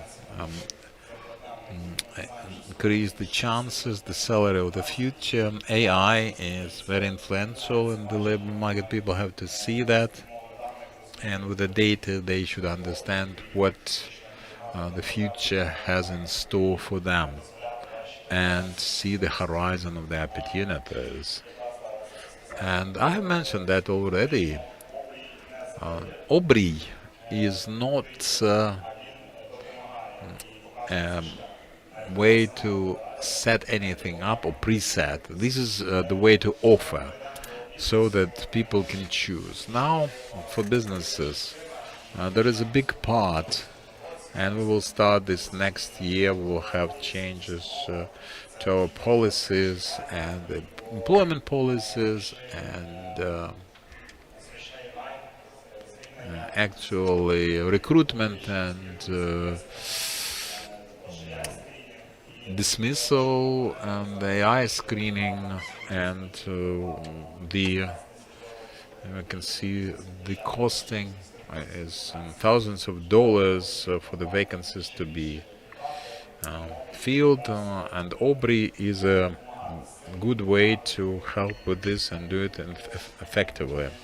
In my opinion, in this way we can encompass 100% of the labor market, especially in the smaller places.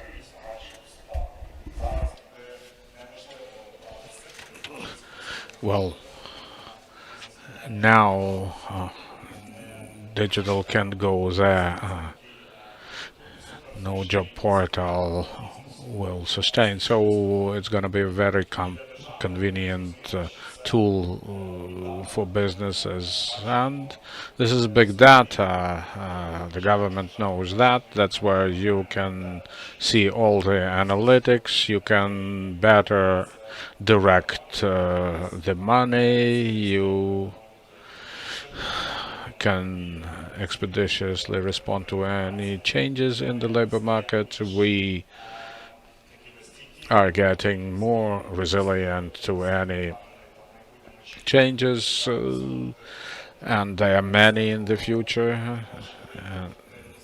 It's also about increased efficiency in fighting unofficial employment. The percentage is now pretty high, but we hope these new developments will help reduce it. This is a little bit about Aubrey's architecture. We are planning to create a unified call center and a land page so that people can use our platform the way they do, say, visiting Monobank. We hope that it's gonna be something that the State Employment Service will use. By unifying, we will create one big call center that'll operate within Aubrey. You can see there are many accounts, personal accounts. When we started developing Aubrey, we did some in-depth assessment and focused as a result on blue collar, trying to make it accessible to them, even if visitors don't have a smartphone.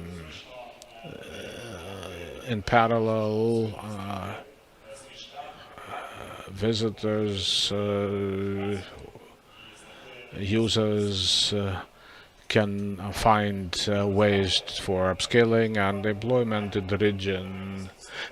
Now, according to our pipeline, we're planning to launch MVP next spring. You'll be able to use modules that are shown on screen now. We'll start from offering convenient services regarding reskilling and upskilling to generate talents businesses are looking for.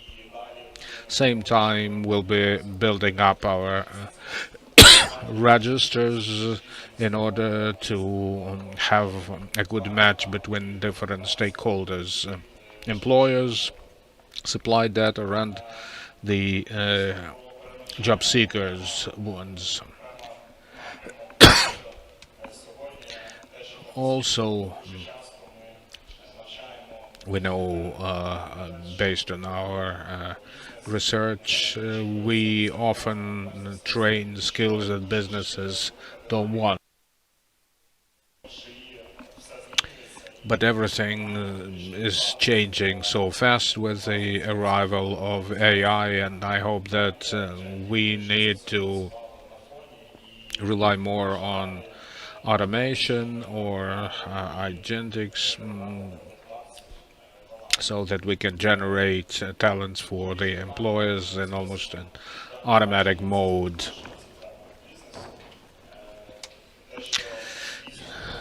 Indeed, when employers can have a say in the content of education and training, we'll be able to generate potential employees of higher quality that as a result businesses will have access to appropriate candidates, and job seekers will be happier. So Aubrey is part and parcel of our labor market reform. Darina and Tatiana were speaking about that. Now we have expanded it and included all elements necessary for making Aubrey the digital core, generating changes, due to which the strategy of employment will become more susceptible of promoting change. I would take this opportunity to appreciate contributions of all those institutions and people, the companies, and that help us in branding the platform, making it good looking, so to speak, and modern. Without their support, we wouldn't have done what we now have. Matter of fact, Aubrey as an ecosystem will help make us turn the labor market modern one, and in turn help government do their analytics and forecasting in a more efficient manner. Thank you. Thank you, Alexander. Thanks for the presentation. We are all looking forward to the launch of Aubrey. Dear ladies and gentlemen, we will now break for a short break and resume at 12:30. Thank you.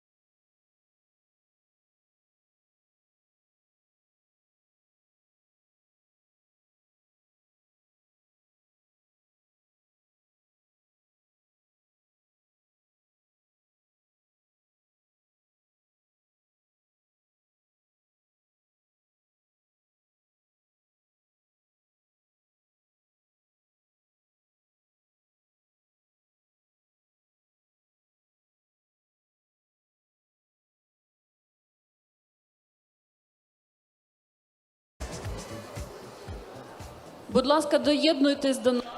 Dear colleagues, we are about to start our second panel. Dear colleagues, sorry to disturb you, but we are very happy that you're mingling and mixing and socializing. This is a great opportunity to have a cup of coffee. But there are some essential things we have to discuss, so come back to us. There's networking. Our next panel discussion is dedicated to education and skills. And we'll discuss how to train cadre for the economy of the future. Daria Marchak, Deputy Head of Economy, Deputy Minister of the Economy, Serhiy Bobak, MP, Head of the Committee of Ukraine for Education, Science and Innovation. Olena Kowalska, Deputy Head of Presidential Office. Mykola Trofimenko, Deputy Minister for Education and Science. Mikhailo Schneider, Executive Director of the Ukrainian School of Economics. Yaroslav Lubanets, Head of the Board of Softtech Holding.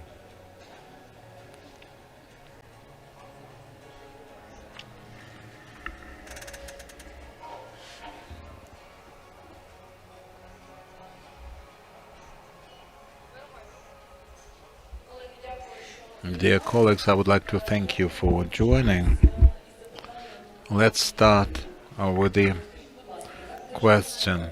Tell us please how the state contract upgraded and updated can serve as a tool for training of the cadre of the high-tech in the high-tech. I think this is the most important panel for the day, despite the fact that I was introducing the strategy earlier, but for some years now, maybe decades, we are to be driven by this idea of lifelong training, learning through the life. And when we discuss the system of reasons presenting themselves and causing inconsistencies with the skills that our people have and the needs that we have for the labor market, and the result is that some millions and millions of our people are unemployed, and we have this obvious inconsistency. Ми, як Міністерство економіки, Us, as the Ministry of Economy, rather, in charge of government orders. If you, however, look at the law on government orders and the methodology behind it, we should conclude that government order is the way back rather than to the future, because too often we structure this order without taking heed of how economy might look like in the future, but rather relying on traditional approaches. It is therefore we need to revise our approach to government order to make it of adequate quality. We can only having access to long-term forecasting of labor markets. The ministry is hopeful that sometimes in January it can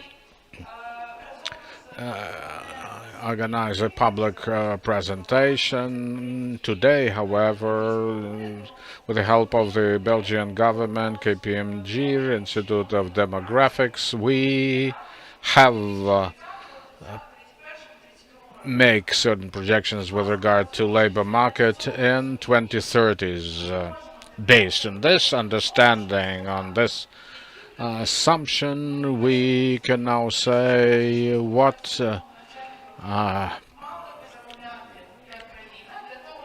people's first-year students we want to have after they've completed their bachelor studies or master studies 6 or 7 years from now. In other words, I'm sure that the reform of government order is a cornerstone of rebuilding and rebalancing the labor market in the future. I'll give you a couple of teasers. According to our study, by the year 2030, the need for the vocational training students will grow by 30% in university education. The dynamics will preserve, and I hope that our colleagues from the Ministry of Education and actors in the educational sector, the parliamentary committee included, I encourage them to learn doing government order projections using long-term labor market forecasts. Thank you. Thank you. Now the question to ask of Serhiy. Serhiy, given what Darina has just said, which barriers you think stand in the way of training proper skills for Ukraine, both at university and colleges level? No direct barriers that I can see. What I do see is that it takes three stakeholders: government, educational institutions, and the employers. It's a big, comprehensive public policy where everyone is involved: Parliament, Ministry of Economy, Ministry of Education, businesses, civil society.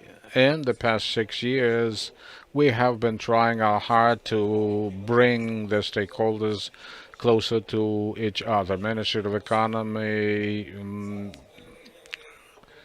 and Ministry of Education. For instance, we recently approved a very professionally drafted law on the vocational training, under which employers will mandatorily be part of the advisory board of former vocational training schools, colleges, however you call them. Employers often complain they are not happy with the skills trained by vocational training, which is partially true. But now employers will have a say in who vocational training institutions train. University is a longer-term objective. Say first-year students of 2026 can be expected to be promoted after getting their diploma in 2032. Some universities I know pilot a decision under which employers are members of the university boards of trustee is a good try, a valid step. We'll be looking at the outcomes of this pilot jointly with the Ministry of Education, trying to replicate it to other institutions around the country. Thank you. Let me now go back to Darina with the question of government order, of other ways, other approaches to making such order, which should be different from the traditional one. So what this traditional approach is what I would like to ask her about, and the universities, vocational training institutions, how they can contribute. We are discussing some of our internal achievements with the Ministry of Education, and if we can validate our findings with the closest stakeholder, we'll be able to finalize our proposal. But generally, current government order model is the ministry going to government authorities, educational institutions who are asked to make proposals as to how many, what kind of students they would like to have. The Ministry of Education, on receiving our feedback, goes back to educational institutions. It's a bottom-up approach, sort of. While following this approach, we have to rely on the vision and understanding of each specific educational institution. Our model, the model that we are promoting, is by far not standard. It's based on economic modeling. We are trying to model how economy is going to develop long term, what structure it'll have, how European integration will affect that situation, the termination of the long-term invasion, building common market with EU, and so on. So that economic model will give an insight as to how many skills and we need to close the gaps. Then we look at what skills are present in the labor market and determine how many should be trained in order to achieve this. Oh, that's something that deserves a separate forum. I mean, the model, it's an we did jointly with Henry's Cross, and we think that the model can then be built into Aubrey so that its inputs, this model's inputs, I don't know, public registries, macroeconomic forecasts, making outputs accessible to, well, stakeholders,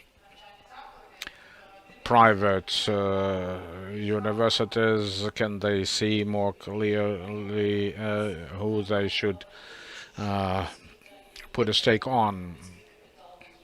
Now, given that educational human capital are in your portfolio, so to speak, what can you say about reforms in the educational sector? That and the presidential office, how does it look at the reform of education of young generation and adults? You're right. At the office, I'm in charge of a number of areas, including youth policy, sports, culture, but and therefore I can take different angles at this issue. A simple calculation or estimation of how many we need to help country recover and rebuild, as associated with the target GDP, shows that we are moving from the very serious shortage of labor, demographic reasons, war. We should probably put additional emphasis on identifying the skills we need rather than projecting how many we should train. Electricians, well, much fewer of them in the market than psychologists, for instance, or lawyers. It's a joke to an extent, but we work very closely with the ministry and the leading parliamentary committee to review various initiatives, including those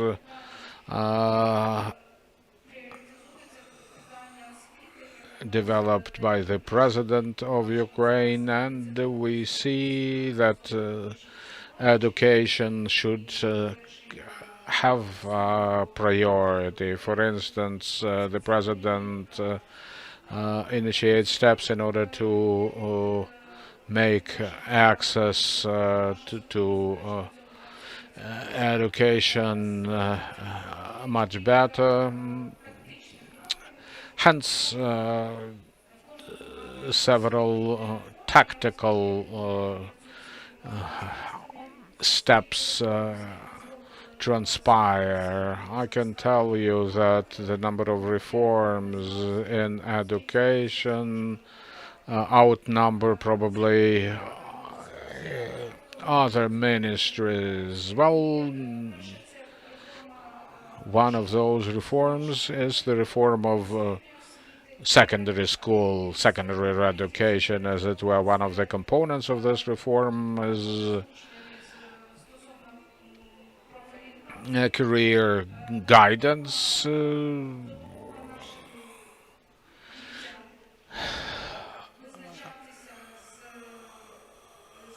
assisting our children in finding their occupational, so to speak, preferences or proclivities. And one other thing, soft skills, something that was absent in the traditional Soviet school, creativity.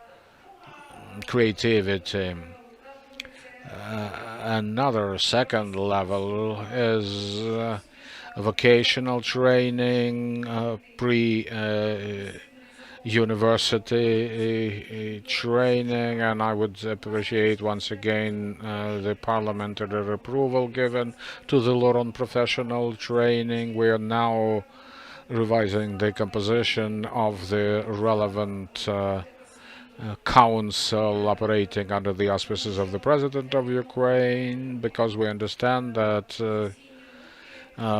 skills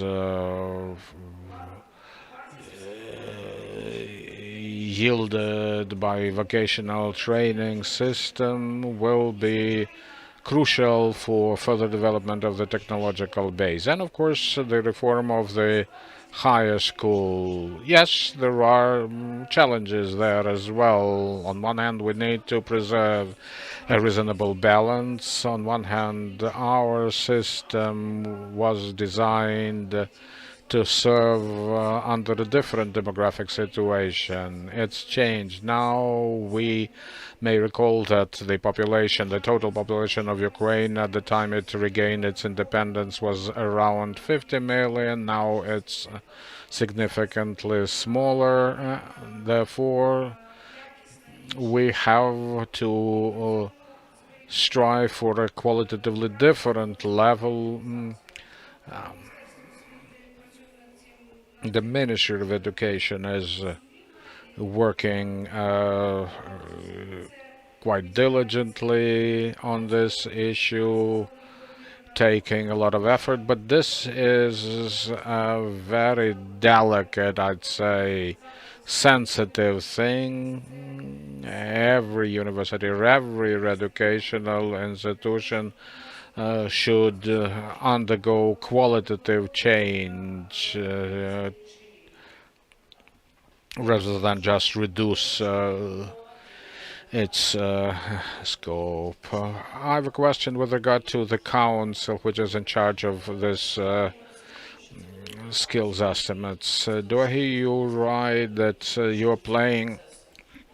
you are thinking of changing the composition of the council in order to be able to more accurately predict the estimates? Well, the council was created back in 2020 or 2021, before the war, in other words, before the full-scale invasion, to put it more accurately, but it wasn't very active until recently. Now the situation changed. First, you have the law on vocational training, and secondary acts are to follow, and this council will have to undertake certain efforts here. So the council will held meetings in order to develop initiatives that the president will then review. Amongst other things, we think that this council should have representatives of the business sector, as earlier the voice of businesses was very weak in this council.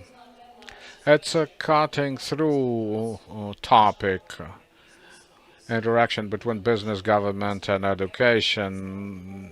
Not the last time, I think, we deal with it. And Natalia Zhuravel, Kyiv Aviation Institute Recruiting Department.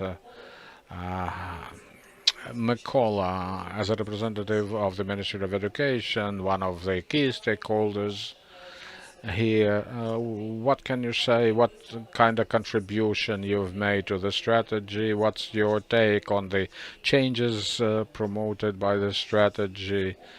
At the very least, in what concerns you and development of government order.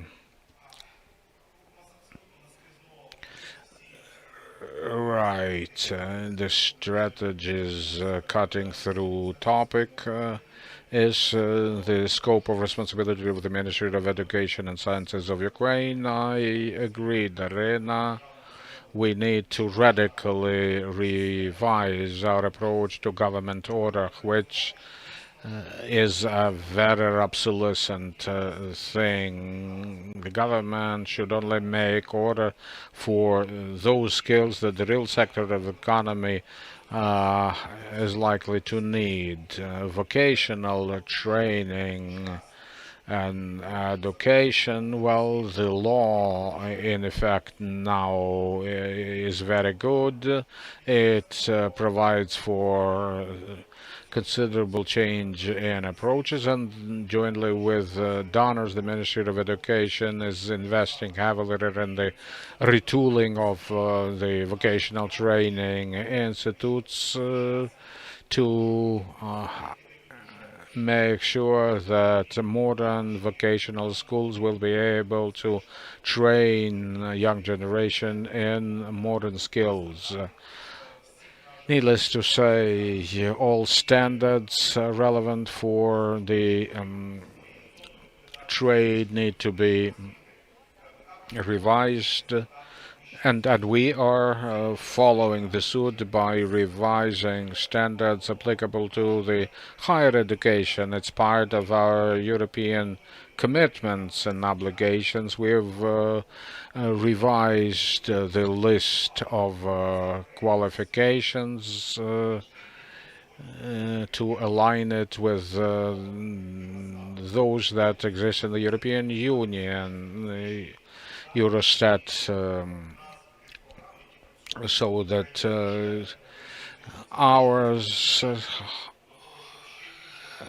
match the descriptions and designations customary for the European Union. Our next task is to develop new higher education standards relevant for the new generation, standards that will describe competences to be achieved by students who get enrolled in universities.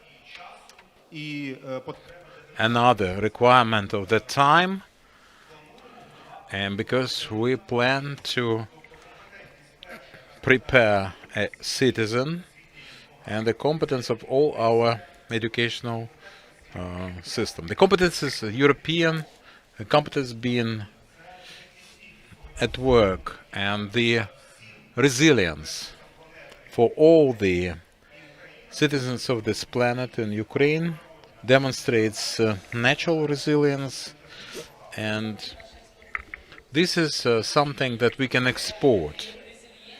Resilience and our ability to be resilient. It was mentioned at the first panel, this is what we can export, disseminate and make programs. And this will be very popular with the international students. And the How Are You program initiated by our First Lady. And we have 104 commissions, programs from the Commission, Academic Commission for the Standards of the New Generation. This is a big piece of work, changing approach to understanding. Well, after the vocational training and higher educational training, after 4 years, in 4 years it's going to be something different, and this will match our aspirations, European integration, and by that time we expect to be a full member. Thank you for the mental health program being mentioned, because this is about productivity of labor, and you mentioned that this is the result of psycho-emotional state, mental health, and we can expect the war to contribute to such indicators. I have a clarifying question about the competences that we have to add to our curricula to match the European standards, European lifestyles, linguistic competences, because all our specialists graduating from the system should speak English at least, be proficient, and a couple of languages, as many as you wish, those of the EU, for our inspirations, because the linguists are in much demand, because we have to provide for the European integration processes, humanitarian bloc, public administration, law, international law, and that requires transformation, understanding of what kind of expert we need for the state, for the nation, also transformation of our approaches to understanding of who our teachers are for the future and what they should be, because we had this is the third stage of our academic boards trying to develop standards, because the system is very conservative and they do not want to go beyond the boundaries of the usual. There's understanding of schooling.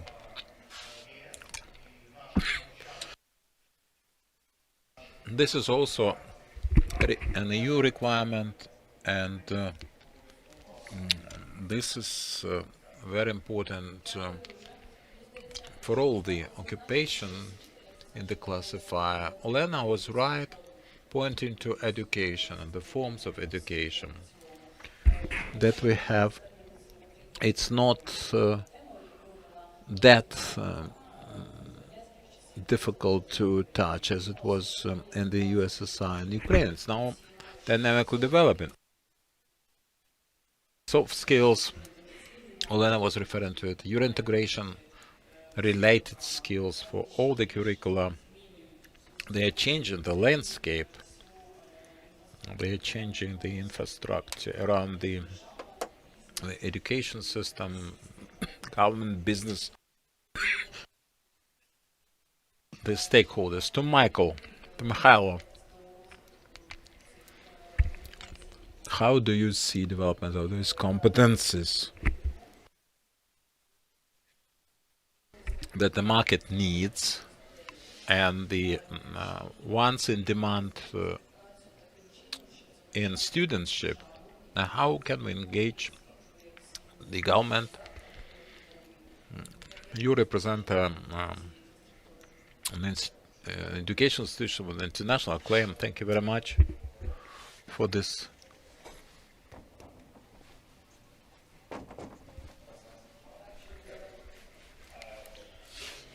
And we have started more than 20 different programs.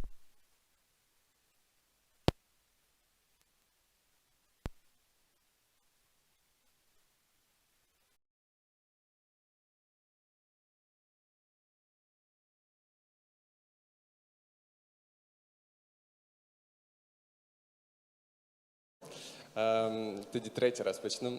Ми відкрили більше 20 нових освітніх програм, які стали актуальними. Тобто ми розуміли, що нам треба буде відбудовувати міста, ми відкрили програму з урбаністики. Ми розуміли, що у нас буде багато людей з психологічними травмами, ми відкрили програму з психології. В квітні ми запустили взагалі новий напрямок, ми побачили, що на ринку дуже багато людей, які не можуть знайти роботу, є запит на цю професійну, на blue-collar jobs.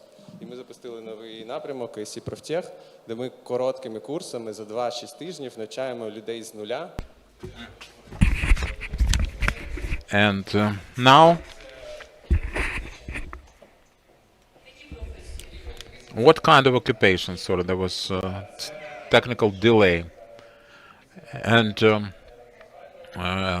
electric welders and assemblers, technical labor workers occupation. This is very much in consistency with what Eugenia discussed. Their training, there's this express training, and we have many employers who are our partners and the potential students or prospects. They get this secured job, and this is a guaranteed result, and that's what they get, and people then seek employment with them and get it. So the level of employment is 90%, the level of disbursements is 90%, and the employers are queuing for this program. This program also is quite inclusive. We have such male-dominant professions, but now we have a considerable number of ladies. How have you managed to engage them? Because we had this as one of the topics for the tradition of the male-dominated profession. This is a difficult topic. This is what Darina was referring to. It's in the strategy. Many people are not ready to be resettled, retrained, and how can we make this education fashionable, turn it into a vogue, so to speak? We have many examples when our graduates engage their friends. So you have high loyalty and high onboarding rate, more than 90% in fact. And also for the higher education, we have a lot of interaction with the businesses, and we do that to interoperate with some specific companies, associations, so that it becomes and stays relevant. And a very important element is practice. When I was graduating, practice was just there to tick in the box. You would come to some acquaintance of yours and just sign the certificate. It was now it's different. Our partners, we have this practice starting from the second year. Summer practice, they have mentor, they have university. Some university is a prospect for employment, and they actually examine the student in terms of being suitable for employment and choose the ones they want to employ. This is our continuous interplay with the employers. Thank you very much. This is very interesting, and I would like to come back to Sergey and Mikhailo mentioned this. This is your experience. This is these are examples of cooperation between government and business. Maybe there should be some legislative provisions for your cooperation and interaction. Well, let me come back to the previous speaker and say that this is in fact the model that we would like to offer to the employers, the qualification centers. It's a notion, but it is also a revolution in vocational training. A month or so after the invasion, we inserted the qualification centers, and the state wasn't investing yet, but we created 200 centers for adult education, about 600 occupations and specialties, short 2 to 6 weeks, 1-2 months, depending on the difficulty, and this independent qualification center, and the employers control the process. They are in the driver's seat. It's a win-win. Exactly.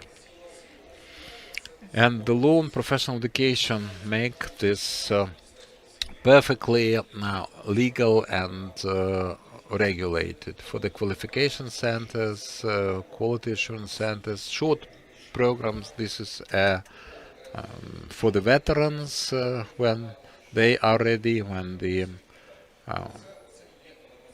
they come back, and this is cooperation between government and business. We are creating conditions for cooperation of education, business, and government. And the qualification centers demand is created and driven by business. No, it can be driven by anybody. This is a competence center of competences for some energy company. They create the excellence center of excellence, and they can give you a qualification and certify you. So this is a valid story for the market. This is what we get from the colleagues. This is that they are qualified. It is very important, and this is workable. Now, I would like to ask you, Natalia, how do you work with the business? Are there joint programs which actually adjusted to employment of your students? Indeed, we have at our university many educational programs, curricula that are reconciled with our stakeholders and partners from business. They do practical classes, they do internships, they accept our students, and then they finalize their training. They are our partners, the employers are in training of engineers to support. And that's what are the most popular occupations: cyber security, US, unmanned aerial systems. Now IT. When Alexander was presenting, Aubrey, your company, was mentioned as one of the partners, I believe, among the developers. Well, correct me if I'm wrong. In fact, our company has this open tax initiative. We support volunteers in IT, IT specialists who would like to make their contribution as volunteers, contribute their time and work, and we make budgetary efforts, and we coordinate this more than 40 projects. In fact, this is one of them where we are helping both the government and charitable organizations, non-commercial, to implement such projects. What are the skills or occupations and mostly in demand, and which are conducive for the brain drain? Well, the brain drain concern is very important here. IT is unique in the way that it is spearheading change, and IT in Ukraine is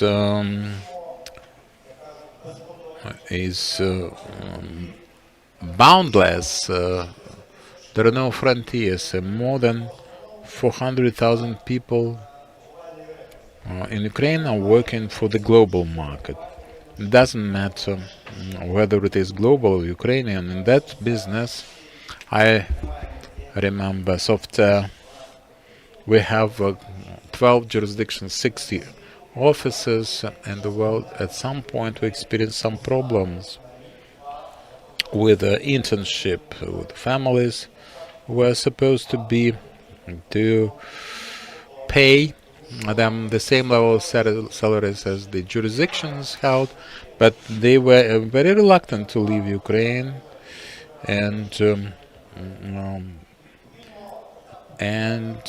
the buying capacity was high here, and we understand that this situation is different, critically different. All the standards are sort of abandoned and forgotten, but we should not be apprehensive that we have those people immediately brain draining.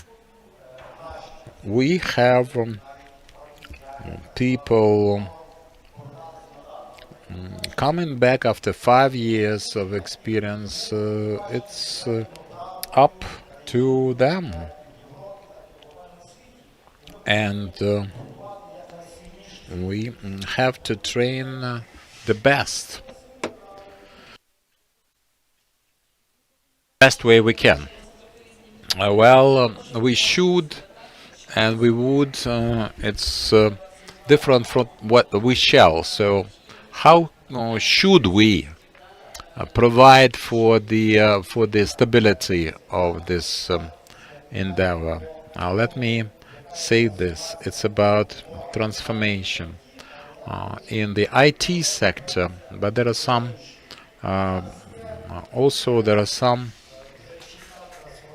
repercussions with the clear transformation for the IT, and this has been so for a year, and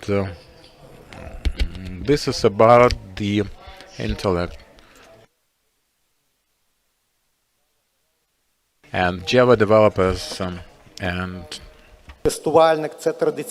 So web developer, tester are all professional occupations that have been still popular. They are still in demand, but I'd say that currently the demand for these traditional occupations is receding.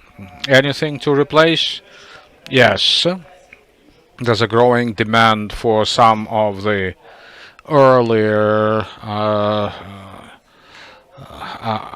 occupations: data science, big data, administering big data, or the robotics. It's not AI use, no. It's the development of program systems in which an AI is built in to serve the needs of businesses. 70% of projects we do for large customers are related to big data, to changes introduced to their data systems, because data is the foundation of AI. 50% of our projects are related to use of AI, not by programmers but by users of the systems that we develop. The demand is booming. Few skills are currently trained. Universities cannot train ready-made skills. We have to refine them. Next, again, traditional IT occupations for which demand is decreasing are in the process of transformation. Every programmer now has to be able to work with AI tools on a daily basis. AI improves productivity, labor productivity, I'd say by 40%. It's a rough estimate, of course, but still AI is a mighty tool, and unless you can use it as a programmer, you'll be on the losing side, and global competition is well aware of it. So some customers say, yes, you seem to be a good match for our order, but it'd be good if you could increase productivity by 30%. So AI-equipped programmers is probably what other office work, marketing specialists, office managers, you name them, have to muster these skills. You remember literacy, ordinary literacy, PC literacy. Now it's AR literacy that comes to the limelight. I can even say that we have observed an emergence of AI occupations, purely occupations, intellect, smart engineers, I'd call it them.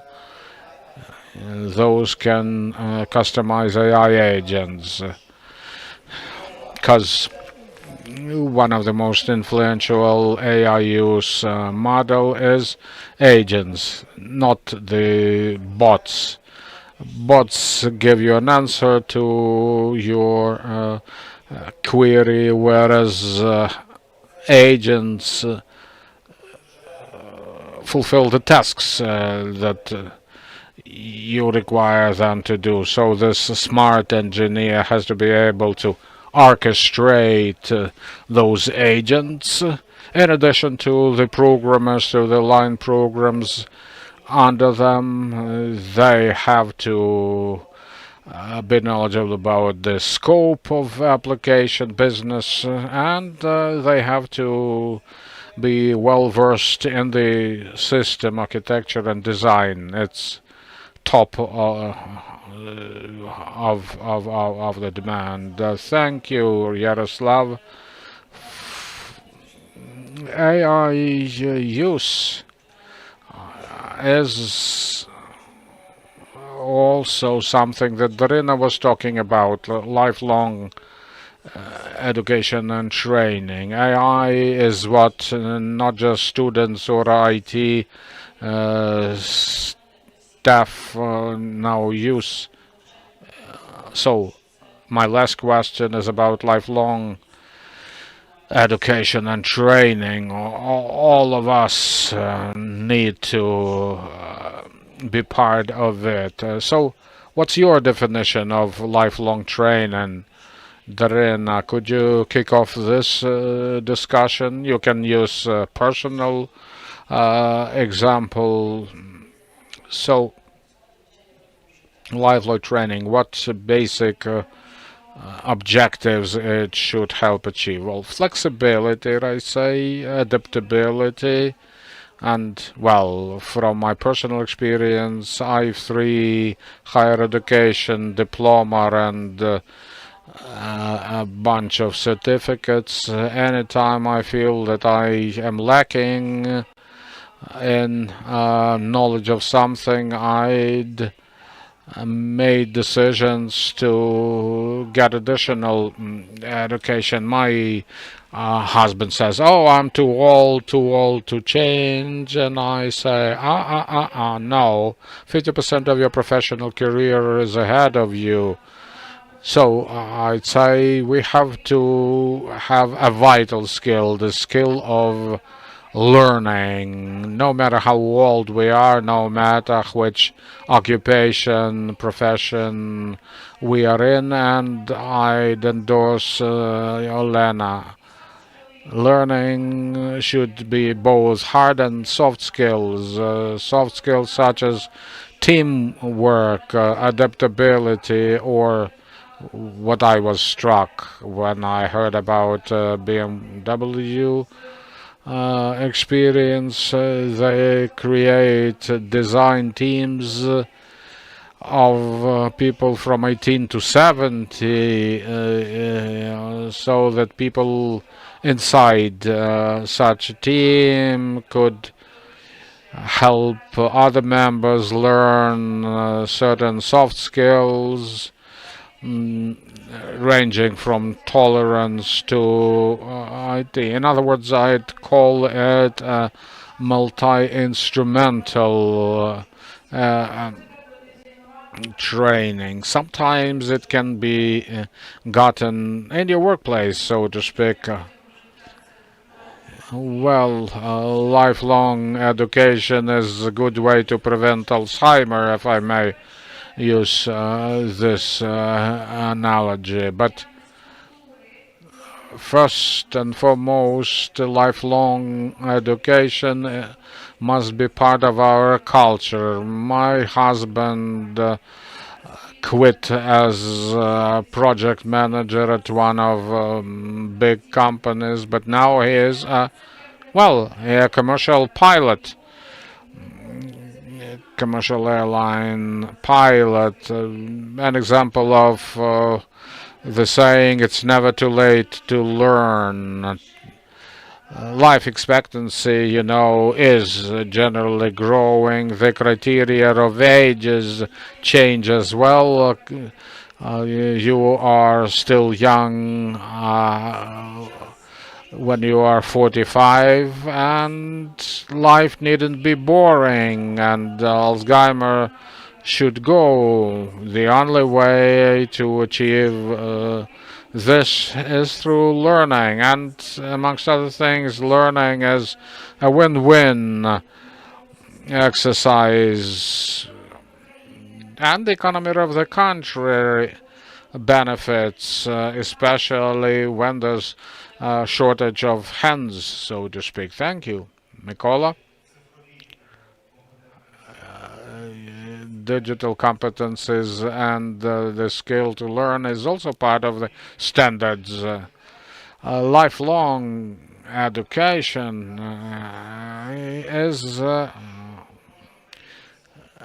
a response that would make any Ukrainian, no matter the age, to access flexible education within reasonable time. I am in charge of university education, and as such I would endorse Olena's and Darina, who said that our employers seem to be increasingly more aware of the essential character of our reskilling and upskilling. Soft serve is my best example.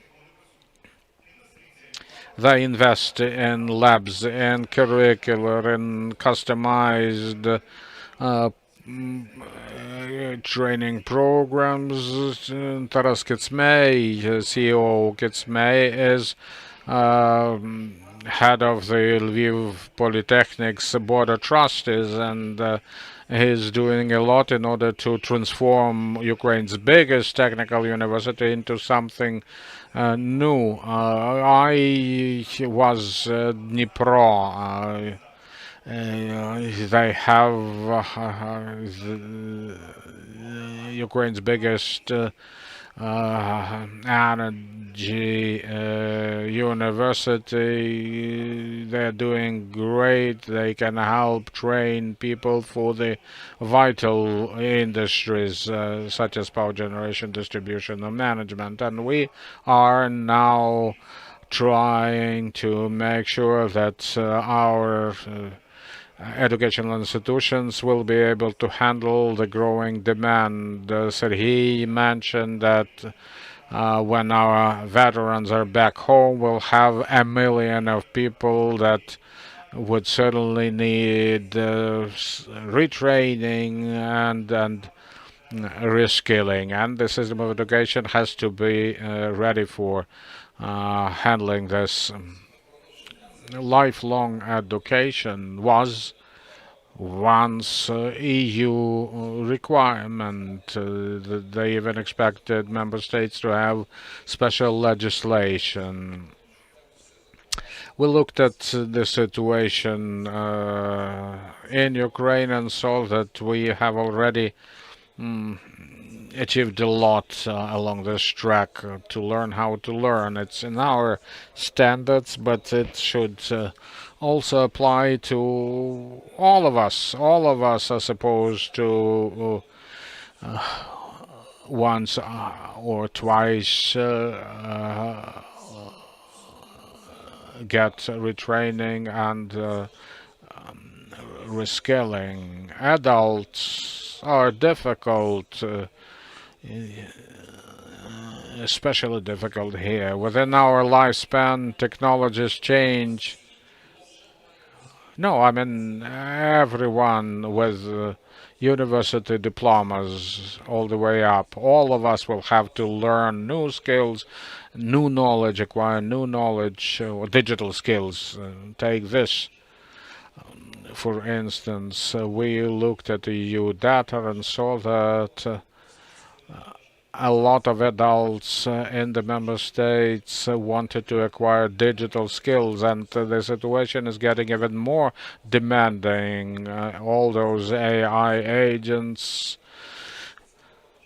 we have to learn how to use them. We have to motivate people for acquiring. According to the well-known law, technologies are expected to double in a very at a very fast pace.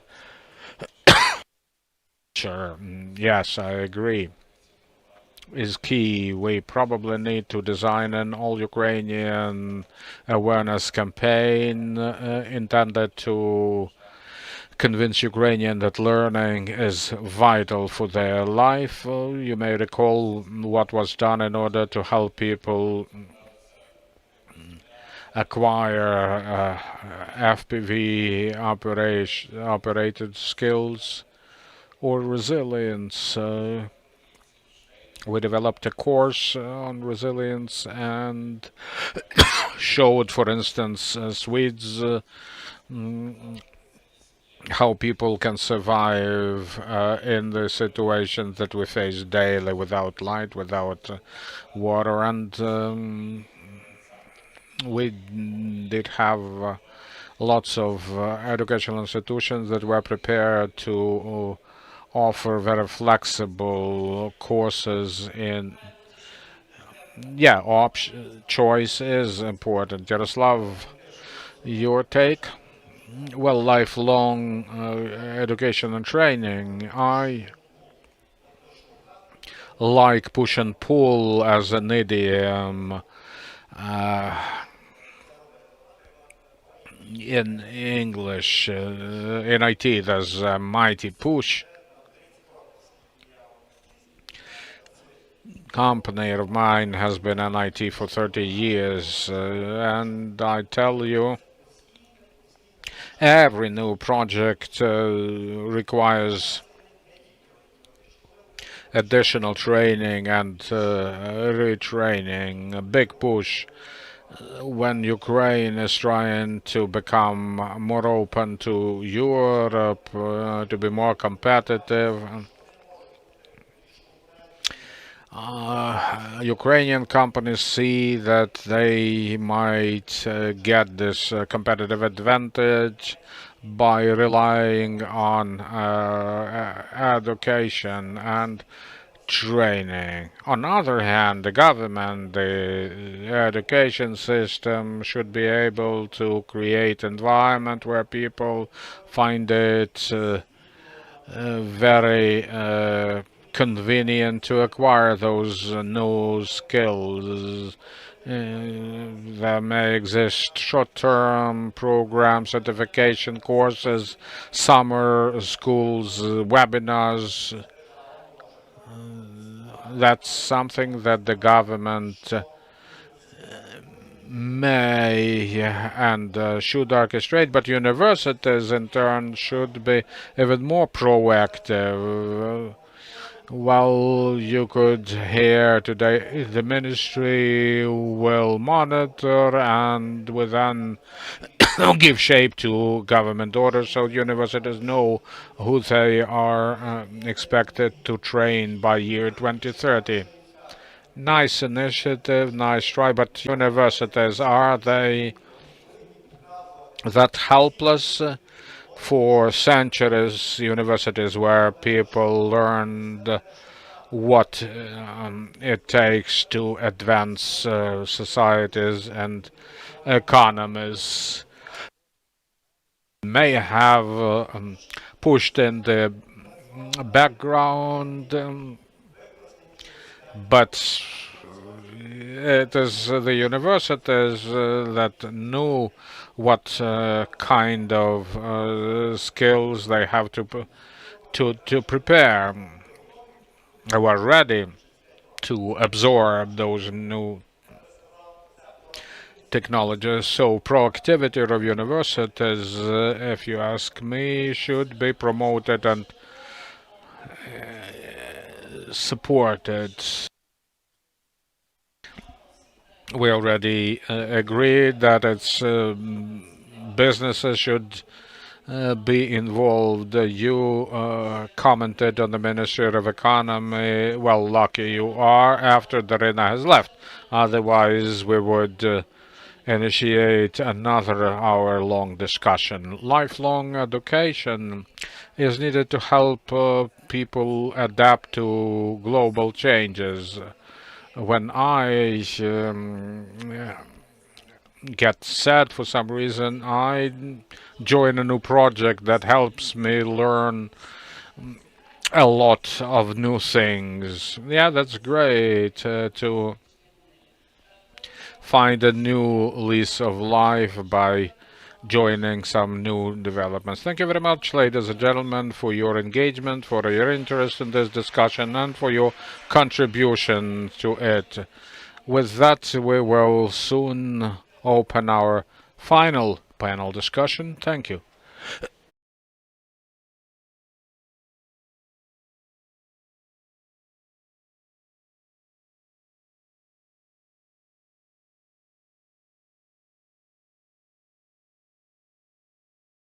There'll be no formal break whatsoever. We indeed are about to start a new panel on Ukraine and its partners, joint human capital development. To this end, let me ask Henrik Bitsfeld, EU delegation to Ukraine, Mr. Jens Busma, Cooperation Division, Ambassador of Germany to Ukraine, Alexei Dorohan, Executive Director of BRDO, Serhiy Savchuk, Project Manager, International Labour Organization, Country Office, Ukraine.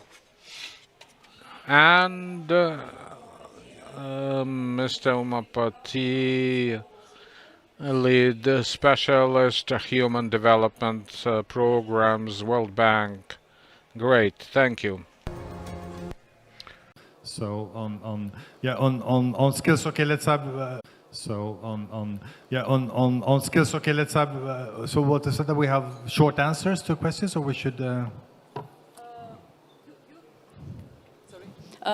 You can answer the way you feel, the way you think. Yeah, okay. I don't mean that it should be some 30 minutes, but Okay. No. just to understand your position. But let's start a little bit of a broader framework. And then from my side on the employment strategies, I want to congratulate the government for having developed the employment strategy. I think it's a very important step. And I think it acknowledges the broad issues when it comes to the functioning of the Ukrainian labor market, which has a very large lack of good, decent and productive jobs.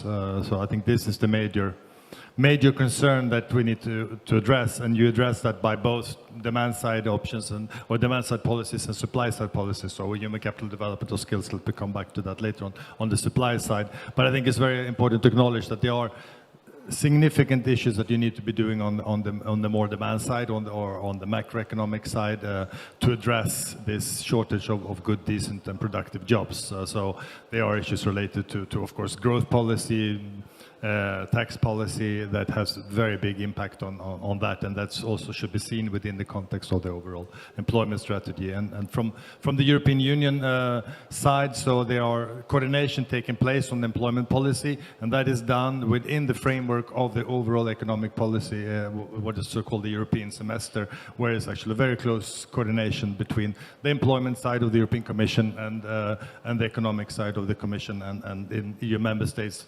That results in country reports and country recommendations from each member states on both employment and economic policies seen together in one framework. So I think that is very important to note for Ukraine as well. On the human capital development side, I would say that probably on the supply side, the most important issues to address relates to skills development, and also the thing that could be done on the supply side. There are large scope to use the existing system for vocational education and training, to reform that, to bring in more closer cooperation with employers and enterprises, and deliver short-term training for the targeted needs of partners in the private sector. In addition, also to have a stronger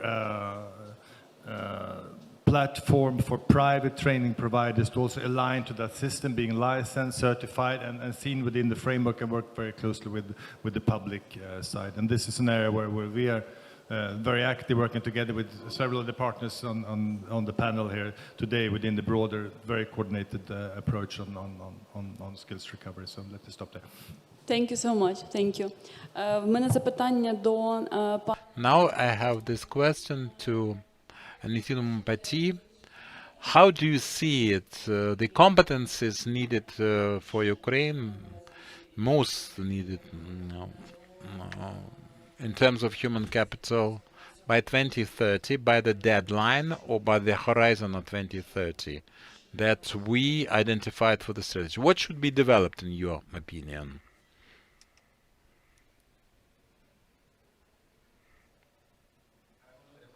World Bank thing, which is... This is the reason I ask you about, because I know that World Bank has lots of data about it, you know? No. And So yeah. I will basically answer the question that I want to answer rather than your question. Okay. It's very hard to predict exactly what will Ukrainian economy will need. Yes, there are some estimates about digital skills, construction skills, but what I think is, I'm not worried about the skills being formed if there is an enabling environment. If there is the right legal foundation, if the systems are there, and if the government plays that enabling environment, the private sector will supply the skills. I'm very confident about it. So I would rather say a couple of things about essentially the need for creating that enabling environment and achieving results, how we see progress in creating those enabling environments as a key metric rather than thinking about exactly what skills which are needed, because it's a rather mechanical thing. You know, you can have some models and some models will predict which skills, but if there is no enabling environment, there isn't a very strong partnership with private sector, then these skills will not come from within the country. Then we have to discuss the potential for migration of these skills coming from outside Ukraine. This brings a different set of problems, requires different legal foundation, different systems, and so on and so forth. So I hope that, for example, the labor code is adopted and it's of high quality. I hope the government learns how to create procurement systems which are robust and able to procure services, whether it's training or state employment services, from the marketplace, complementing what it is doing itself. So it shouldn't be a monopoly by the government providing employment services. So I'm hoping that that's part of creating this enabling environment. So in a way, I feel that the government could be doing a bit less and improve the quality of it.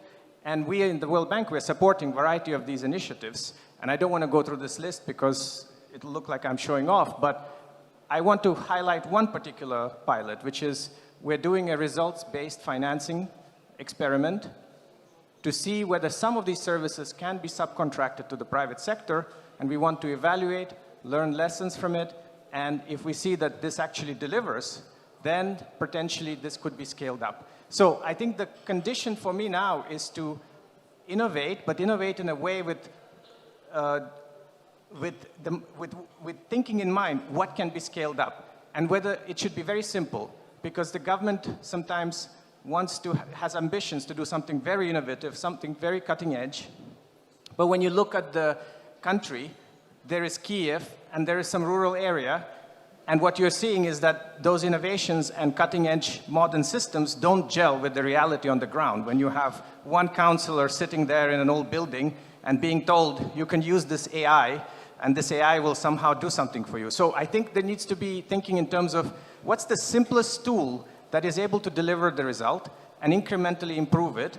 And that's the way I would encourage the government to think about, rather than thinking that technology is a magic solution. I think people will be a magic solution, essentially making sure that even at the lowest level, in some Hromada, which has got all kinds of fiscal and other capacity constraints, that those people there, whether they're counselors at welfare office or employment office, are taken care of, whether it is their salaries or whether it is their training, but also ensuring that they have the right infrastructure. I think that would be part of this magic mix of enabling conditions. Legislative, we see a lot of legislation moving very slowly, including the labor code. Then systems, we also see a lot of discussion about systems, but the human factor in those systems is underrated. We're seeing a lot of technology discussion when we introduce these systems, but I'm hoping that there'll be a very firm discussion about how can we make sure that the role of people in these systems are adequately factored in, that they will have the skills, they will have the incentives, they will have the remuneration to match the technology that is being introduced. Sorry for a long answer. Thank you. This is perfect answer, and I regret we don't have representatives from government here, to discuss these constraints and these approaches that you are speaking about. В мене запитання до пана Єнса. Now my question to Jens. What's the strategic role of the international partners in recovery of the labor market in Ukraine? Your opinion, sir. For the question, first of all, I also wanted to congratulate the government on the employment strategy.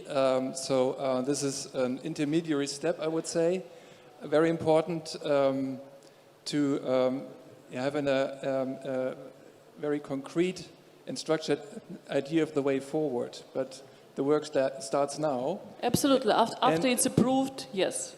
Yes. And this is, I think, where also the international community, where we come in, because we, as international partners, can play a system-building role in Ukraine's labor market recovery, also in terms of digital solutions, but also, as Nathan said, regarding the human factor.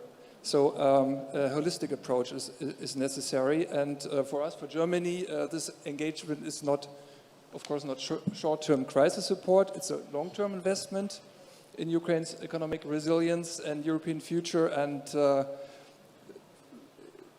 as the presentations this morning have shown, we need a very broad and sophisticated approach because everything is interconnected.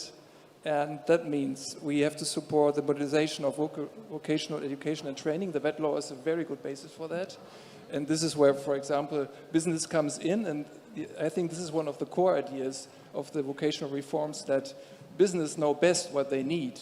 And that we need to implement this decentralized approach where schools and business in direct exchange define what the needs are and how curricula should be shaped. This is really like a change of mindset. It's a cultural change, and that will take some time, but it's necessary, and the government knows that very well. And this is exactly the direction where things should go. So it's about reskilling and upskilling the workforce. Also, not to forget reintegration of veterans and displaced persons and other vulnerable people, which is a huge challenge. But at the same time, and I commend the government for that, this inclusive approach is necessary also for societal resilience and for social cohesion in the end. We cannot forget millions of people and their potential. Also there, I think the employment strategy is going in the right direction, and this is something we really want to support. The link between the public government and the people seeking jobs, this is the employment service. So we have to strengthen the employment service.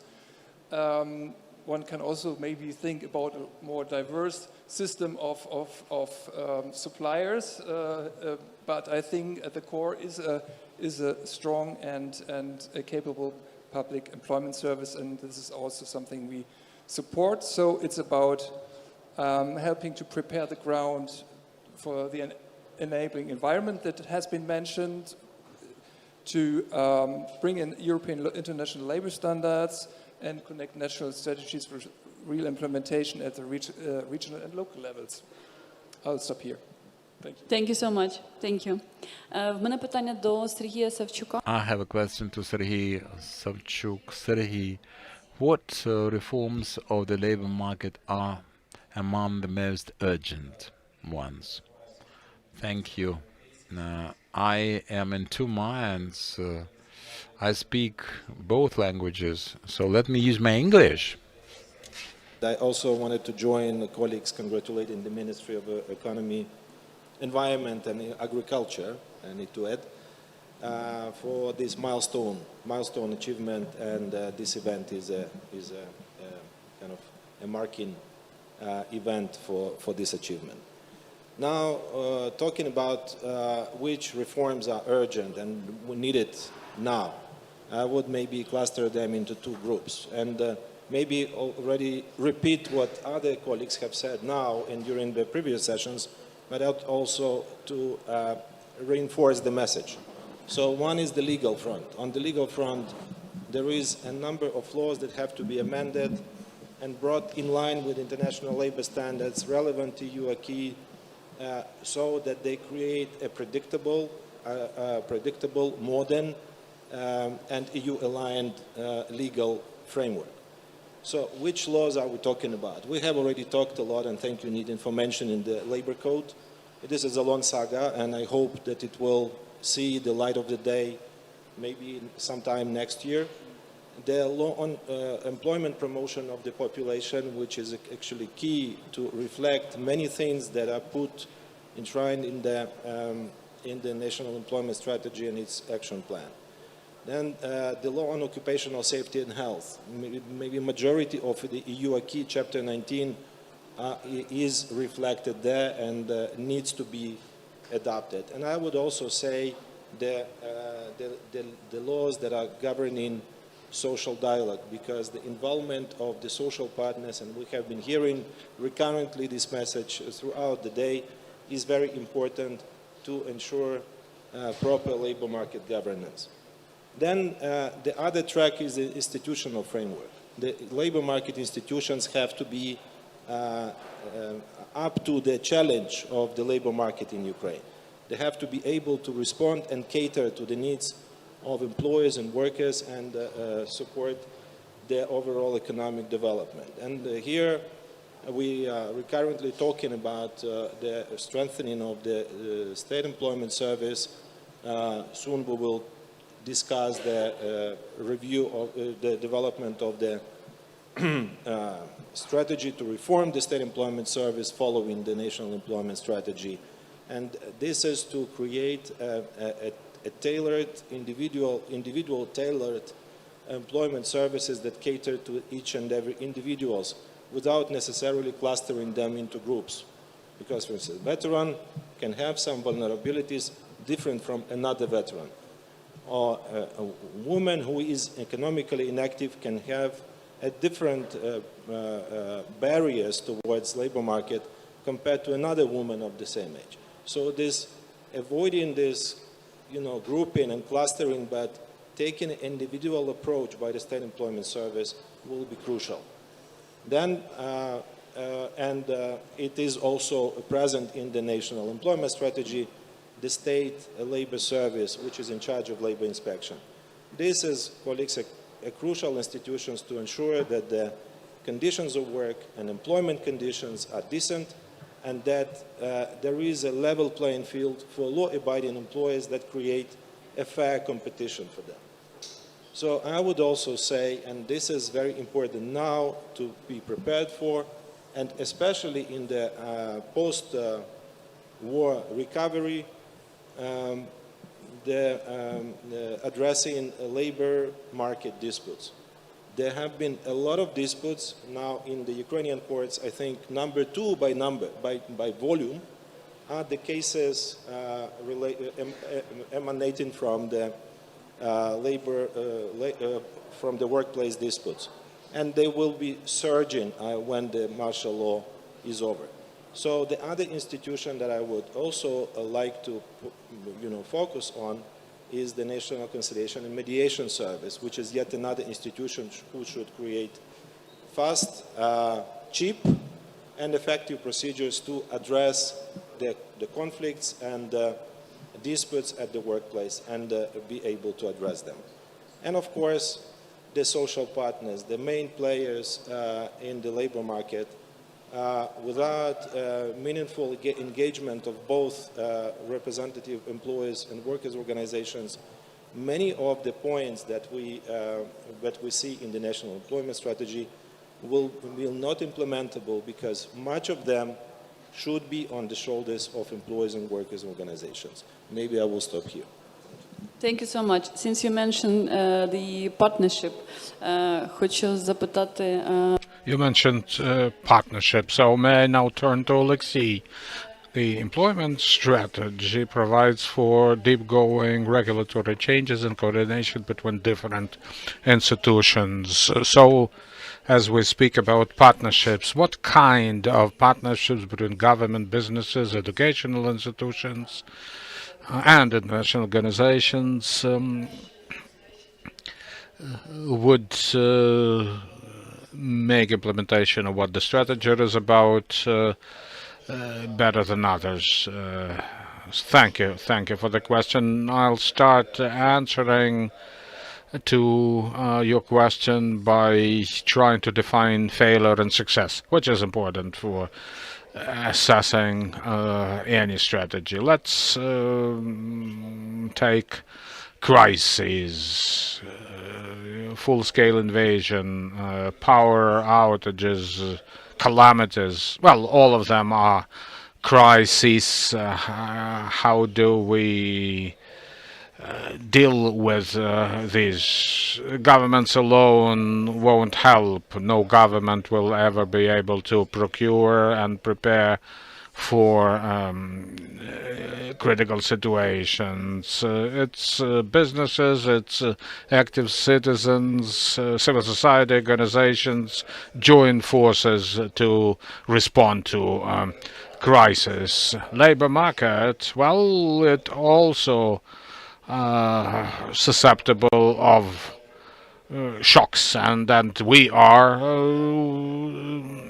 trying to project some shocks our market can sustain. If only government responds to the shocks, the response is likely to be less effective than if all of us, CSO, businesses, international organizations, join their forces. It's like the recovery of Ukraine. It's not happening as yet, but international organizations, communities, civil society are learning to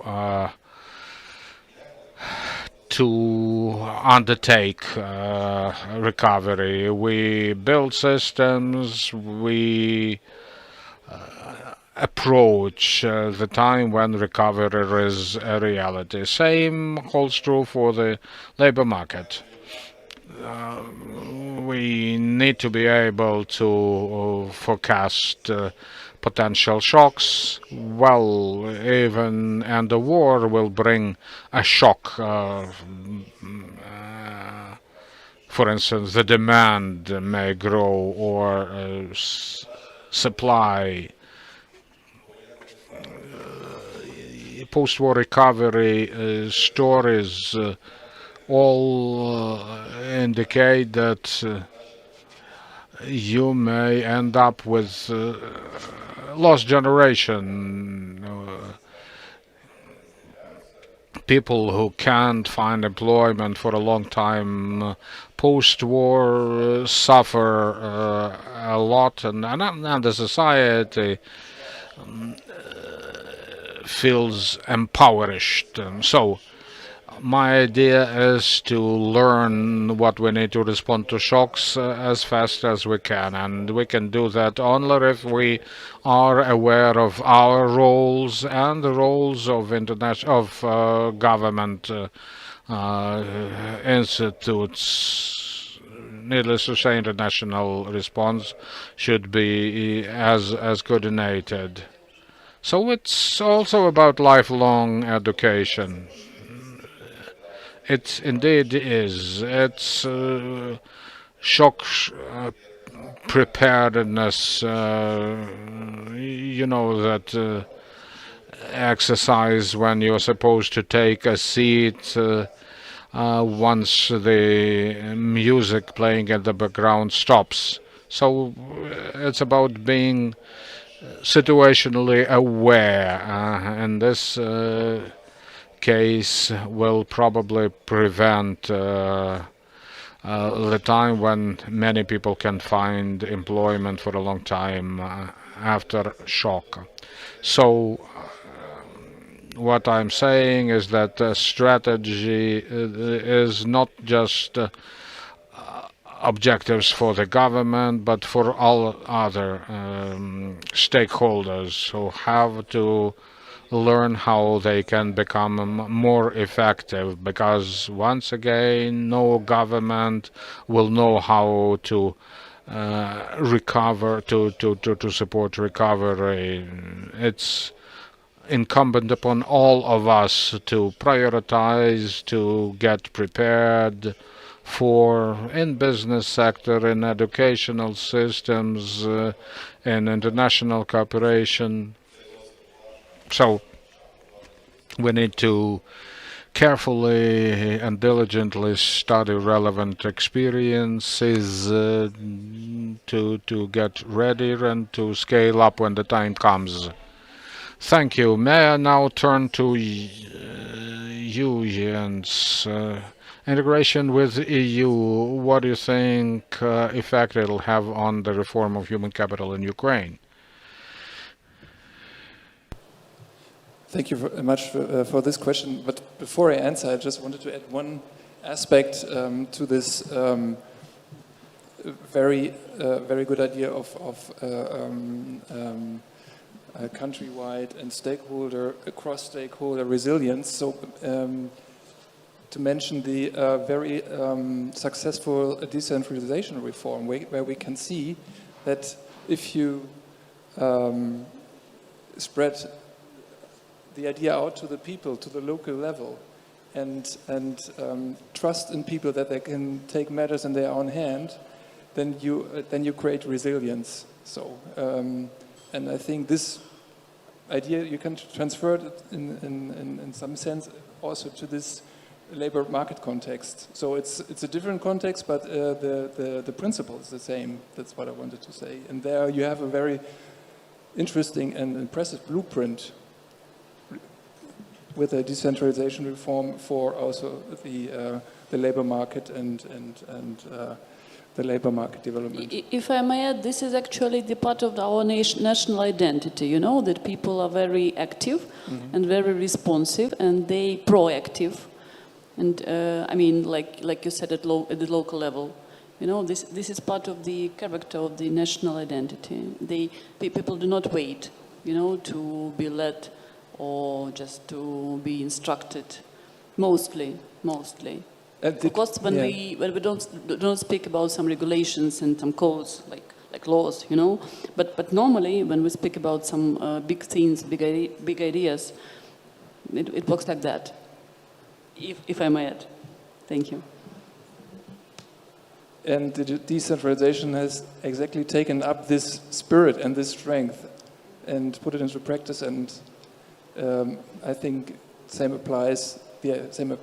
idea applies to the labor market reform and also reform of vocational training. But back to your question, how does EU integration shape Ukraine's human capital reforms in practice? I think that EU integration makes the reform irreversible and standards driven, so that it shifts the labor market transformation from an isolated reform to a system aligned with European rules, which means that, alignment with EU labor law standards, employment standards, a move toward competence-based and practice-oriented education. We have mentioned lifelong learning. And we have mentioned the closer cooperation between businesses and education systems. And EU integration will also reshape labor market institutions, so that, as we heard, and that is the idea, that employment services are transforming effectively into career guidance and reintegration hubs.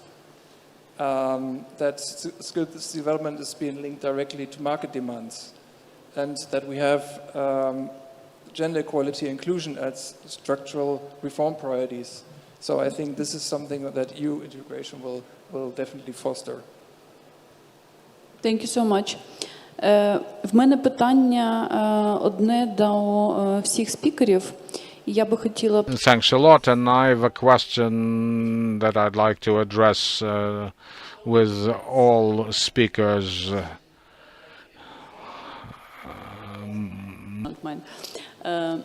Питання таке. Як ви вважаєте... So the question is, which tools do you think Ukraine should use in order to incentivize Ukrainians staying abroad to come back home, to put their shoulder to Ukraine and its recovery? What steps do you think Ukraine will have to take, and also how Ukraine benefit here from its cooperation with international community, international actors? I will start with Mr. Nitin and then you, okay? Thank you. I'm going to be controversial by answering that question. What can the recipient countries do to help Ukraine get Ukrainians back to Ukraine? I knew you would say it. Wink, wink. Yeah. I think the incentives are stacked against return. One, the war is going on. It's not safe. Two, you can have a good life in EU. And the EU has a very good welfare state, and you can get a job. So it's very hard to fight that. I think one has to work with that.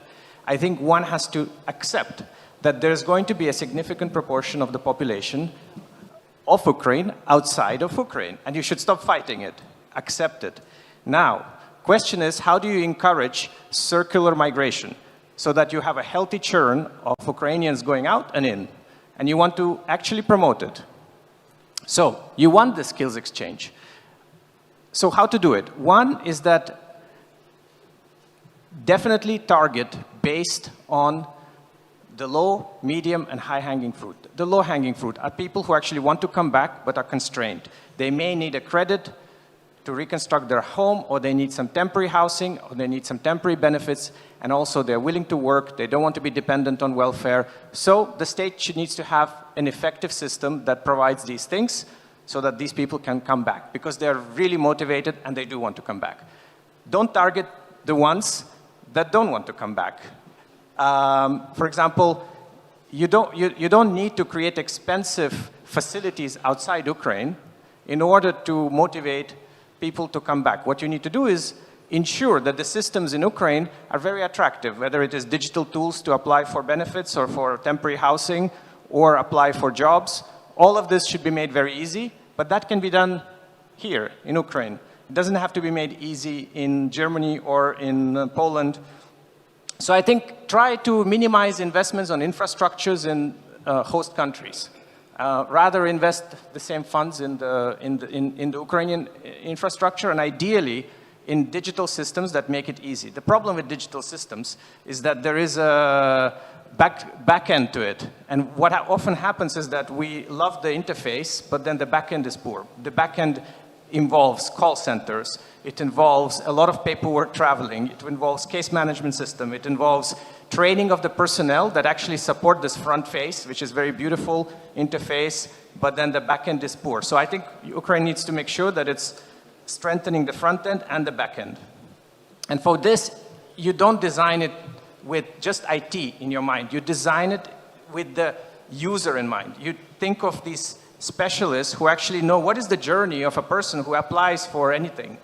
And they need to try that, try that and see where you get stuck, and constantly keep trying it, constantly testing how the system breaks down and where it gets stuck, and then go back at the ministry level to fix those processes, which are business processes. So you need essentially people with management skills to improve those processes, the back-end processes, because the IT part can always be solved. IT is the easy part. The back-end is the harder part, because it involves bureaucracy, it involves legislation, normative acts, methodologies, all of that unsexy work that IT cannot solve for you, okay? So that, I would say, I think I answered the question, and I might be repeating myself, but the point is there's lots of things that can be done, but the paradigm needs to be clear. And paradigm, if I have to sum up, is accept the fact that there will be a significant proportion of the population outside Ukraine, and stop sort of wasting energy on policies that are attempting to achieve in the impossible.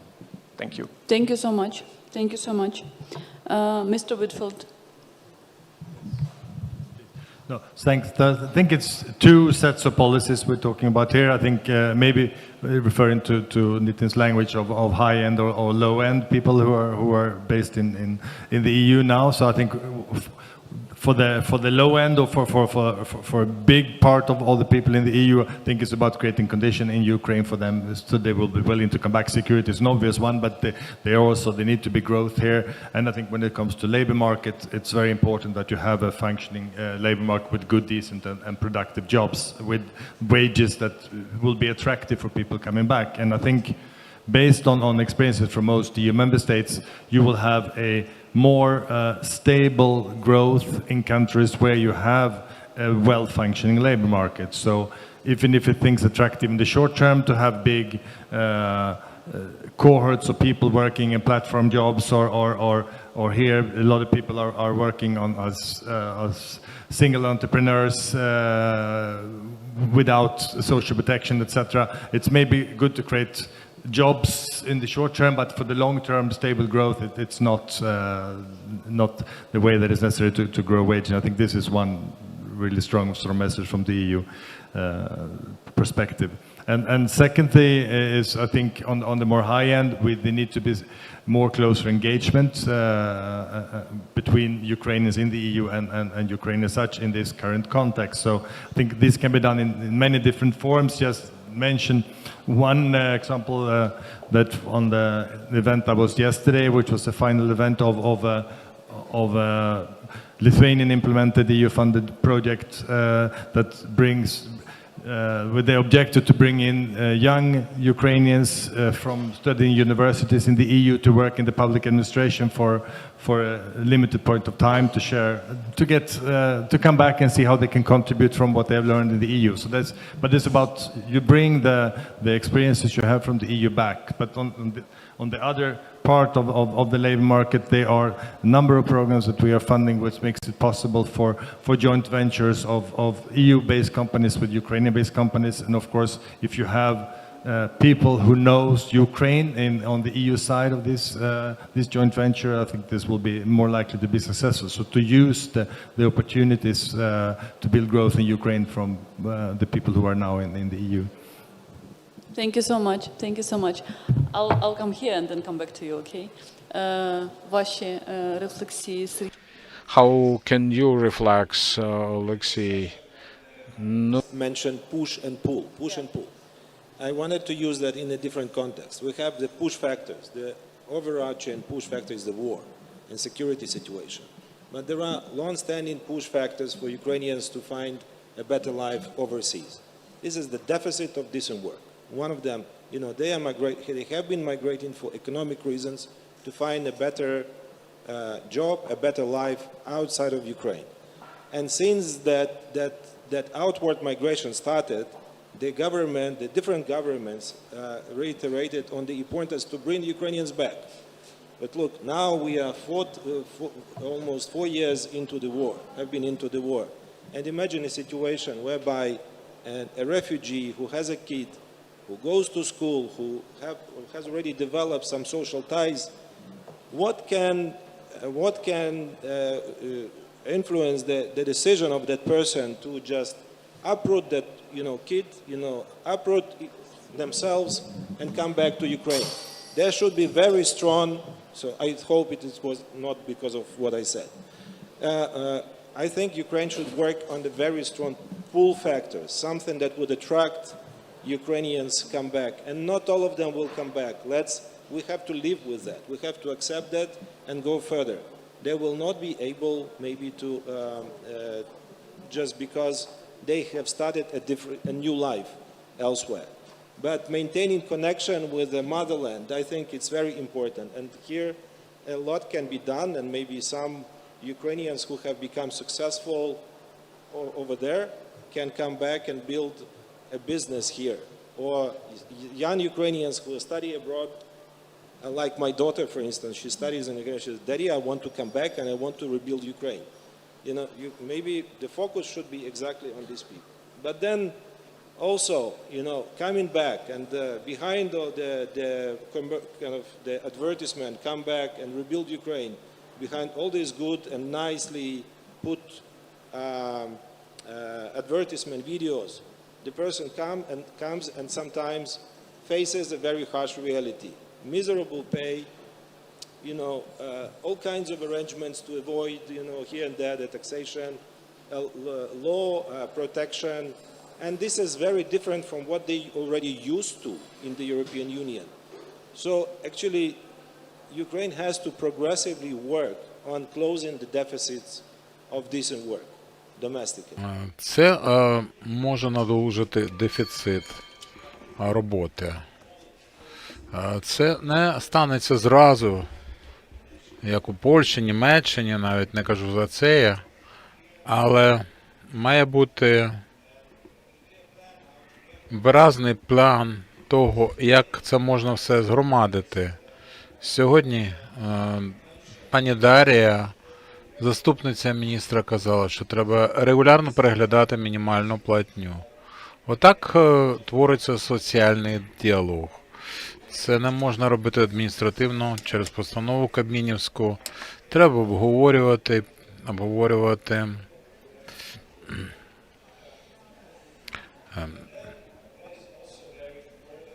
І це дуже важливо. І дуже високі цифри. Якщо взяти нові віхи, то від ЕС, то для молодих матерів, для жінок репродуктивного віку, що не є економічно активні, молодих, що не мають постійної праці чи не вчаться, людей з інвалідністю дуже мало серед них, тих, що мають працю. Далі ветерани.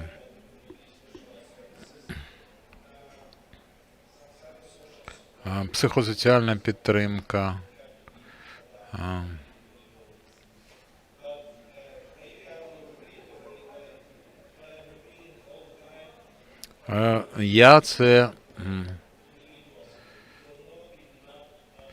Цього недостатньо, щоб охопити все і задовольнити всі потреби.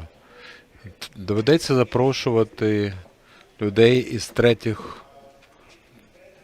із країн третього світу. Україна має бути приваблива. Я чув на одній з секцій щодо стратегії, що треба, щоб Україна вабила. Нам треба над цим працювати. But also working conditions, employment conditions, the wages will need to be improved. And then the whole thing about returnees and third country nationals will need to be governed properly. And this involves the State Employment Service, and Nida already mentioned that not only the State Employment Service is providing services, but also private agents, like private employment agencies, will also be involved in that exercise. And combining, integration of or coordination of employment policy that would between the State Employment Service, private employment agencies, and the service providers will be crucial to this end, because we have seen already the cases of sporadic, how shall I say, sporadic recruitment of groups of third country nationals to satisfy the needs of individual companies. This has to be, scaled up as a national policy to govern regular labor migration, so that the labor migrants receive the same rights, and we create a level playing field in Ukraine without any rooms for derogation from labor rights. And again, many of these points, and I reiterate on this all the time, are not only in the hands of the government. So a lot, for instance, the workplace adaptation does not end when the individual on the wheelchair comes to the office. There is also the whole process of blending in, of integration, where everybody in that company matters. It's not only reintegration, ability of a person to take a job. It's also ability of the co-workers to accept this person, integrate this person, and that requires very close collaboration between the employer on one side, who maybe has done everything from the point of view of infrastructure to let this person, to remove all the barriers, but then there are invisible barriers that can only be removed through this close collaboration between workers and employers. And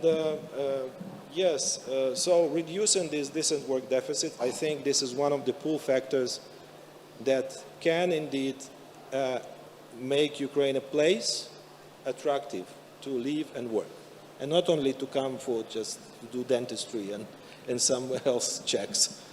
Thank you. Thank you. Mr. Jens, will you say your opinion on it? So from my side, only complimentary, very, very shortly. I think that you can sum up in 3 words the factors that play a pivotal role for people when they think, should I stay, or when they live in Ukraine, or should I go back when they live abroad? Or should I come back? Yeah. Which is security, housing, and jobs. Yeah. So, and I think the government is already working on these challenges very hard and with a very ambitious agenda. And so maybe no specific focus is necessary to think about how to bring people back. Just improve the living conditions, and then we will see what happens. So, and in the end, it's individual decisions. And what I also wanted to say is, now Ukraine, in terms of traveling, seems to be very far away from Europe. It takes me 24 hours to get to Bonn, where my family is. But once the war will be over, it's a 1-hour flight from Berlin. So the countries are very close to each other, and I think that many Ukrainians will live in 2 worlds. So it's not one or the other, to stay in one country and never go back to Ukraine, or vice versa. And this will be also an asset for Ukraine to have many skilled people, skilled also abroad, languages and so on. I think maybe we can also be a little bit optimistic on this, and this is, what I wanted to say on this. We will try to be optimistic about it. Yeah, thank you so much. І на завершення, пане Олексію. And in closing, Alexis, your reflection. Yes, 3 things also I would like, after Jens, I would like to mention. Number 1, when we discuss the things we need to change from the point of view of psychology and advocacy, we look into the root problem, a root challenge. This is bad, this is to be changed. It's a normal approach, but it is very seldom the case when we praise our achievements and use positive reinforcement. In many areas, though, Ukraine and the civil society and business have done very well, and we are incredible, and there are reasons to stay, there are reasons to return those people who left Ukraine, and for EU countries will find easily some areas where Ukraine is better than their countries of destination. And that is one of the reasons why some of them come back. So let's not discuss the negative things. This is my first point. Now about productivity of labor. What are the walks of life in which we are disadvantaged, let's say, behind the countries with whom we have to compete for our labor? Productivity and average wages and salaries, conditions of work, workstations. There's a big gap as regards our immediate competition. So if we have this national idea of increasing our productivity, that can influence the prospects of that comeback or return. And thirdly, I can say that I don't know how to answer your question honestly and frankly, but I can share with you our plans, what we would like to do. We have to appreciate the efforts of our team, Anna here, and our team is very active, developing different steps to provide for voluntary return of the people to Ukraine. And this, in the same way as with the strategy of employment, we have collected lots of materials discussing return to Ukraine. We have talked to the stakeholders, the think tanks. I'm available, please address me, approach me, and we do our own analysis of the international experience, mapping out the categories of people, let's say, how we can identify their needs, their specific situation, what they specifically need, housing and so forth, the regional dimension, the regionalization, and the regional dimension of return. And there are security considerations, economic, housing, and other factors that can work in our favor, or perhaps we cannot arrange for. So write to us, or we can use this venue, because this should be done for the comeback, for the return, mobilizing all the experience of all the stakeholders and deciding how it is best to increase our chances for return of as many people as possible. Thank you.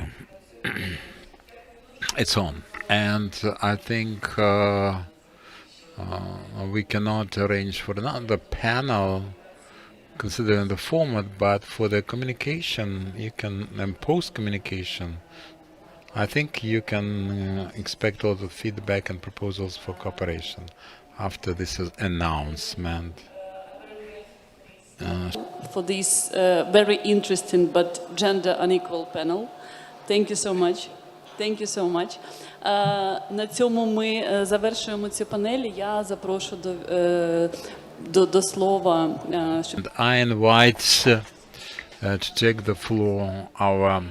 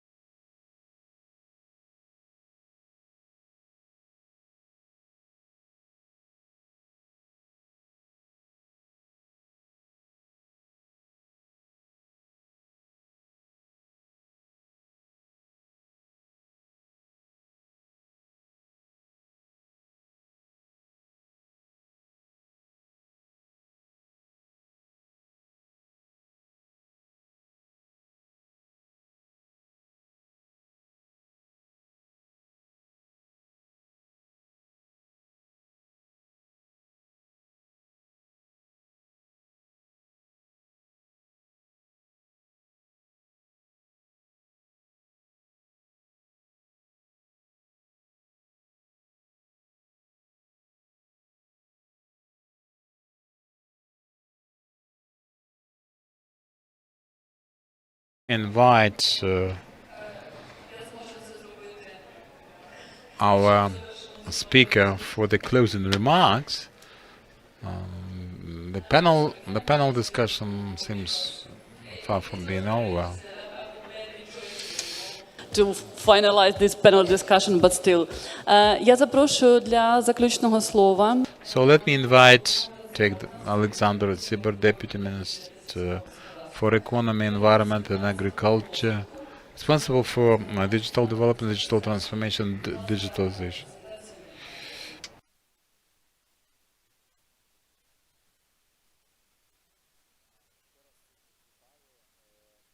Well, my closing presentation, in my opinion, that's the most important part. This is about implementation of the strategy. And we have earmarked the 5 steps for 5 years, and the way we see implementation of this. And what is very important, it is all logical, fairly logical, and we are offering easy rules for the market, the digital ecosystem and productivity and skills and technologies, demand-oriented approach, all the Euro integration standards. Networks synchronizing our labor market. The first step is upgrade of the labor relations according to the new rules, for them to be in compliance with the modern days demands, to make it a new normalcy by definition and by default. to make market entry easy and smooth? Well, in fact, the goal to create this state-of-the-art modern system, providing advantages for legitimate employment, rules of the game, digital procedures, cutting through the red tapes, and we can see it block by block.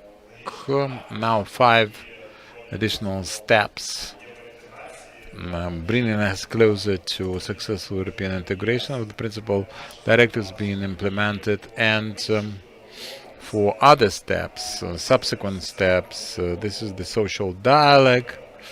We have discussed the creation of the content center at Aubrey, especially for those who are not yet in the labor market, helping them with the best way to find their own direction and area there. Another important block, I was discussing that in much detail. This is basically the ecosystem with all the vacancies collected, all the offers, one entry point for the public and for the agencies, and analytics, big data for analysis and forecast.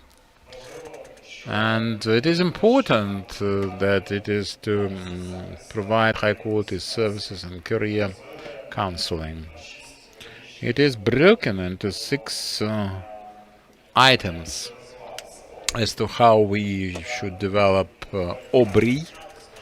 Let me not dwell on this in too much detail, but AI is important in the part of recruitment and posting, and matching the labor market and the required competences, a lot of integration, cooperation with the Ministry of Digital Transformation Aubrey through DIA platform, providing access to more than 100 registers for the purposes of integration available with Aubrey, and the closed dashboard and predictions and forecasts, making it possible for us to project for 2 or 3 years.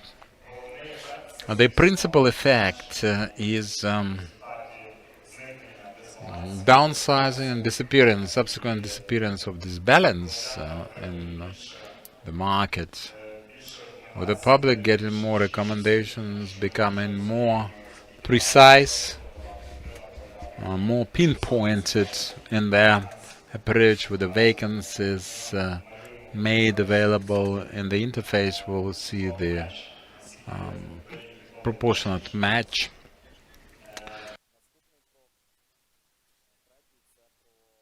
Our next step, 3rd, is skilling and reskilling, which constitutes a big part of our reform, and that's where we started with Aubrey. We will start with implementation of the educational grants and the courses for professional development, and then we propose to arrive at the informal education stage with engagement of businesses with upskilling and reskilling, joining the system and providing the services for the full spectrum, for the full range, open for the willing, for the takers, and the necessary educational component following that. Well, we understand that the dynamics is on the rise, and the time is such that it's a technological revolution, very swift and rapid one, with the adolescents using totally different channels of communication. This is a continuous process, and that's how we acquire new skills. And that's well, we focus paying considerable attention, as we believe that it is an important avenue of improving productivity in modern day economy. Step 4 is about demand focused system of education and retraining, knowing how referral system is working today is not always aligned with the expectations of businesses. I mentioned that earlier, talking about Aubrey platform, and now I'll once again emphasize that we have started using AI in selection, emphasizing dual education and internships. The education component in the system will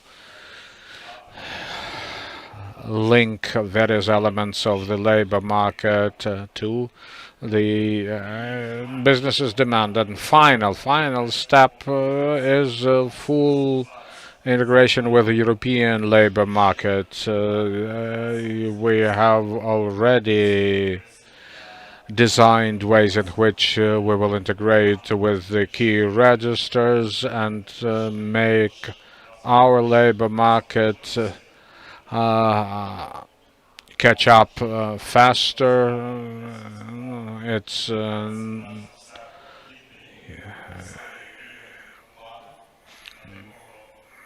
according to European standards, our labor market should provide remuneration, respecting human dignity and meeting basic needs. Harmonization is what was started even earlier. Even today, leading committees of the parliament work with members of the Ukrainian parliament and EU delegation to promote integration. We'll be working with the relevant registers, for instance, Peace Network, and getting ready for joining EU RES. It's an important step towards introducing market access tools available there. So these have been 5 steps. The systems trajectory, Aubrey about productivity, about supply-oriented approach, and, like I say, EU integration. In other words, we hope that the plan will have measurable indicators, and in the future we will develop some public dashboards, more people in formal employment, higher selection of skills. Thank you very much, everyone. Thank you very much for your attention.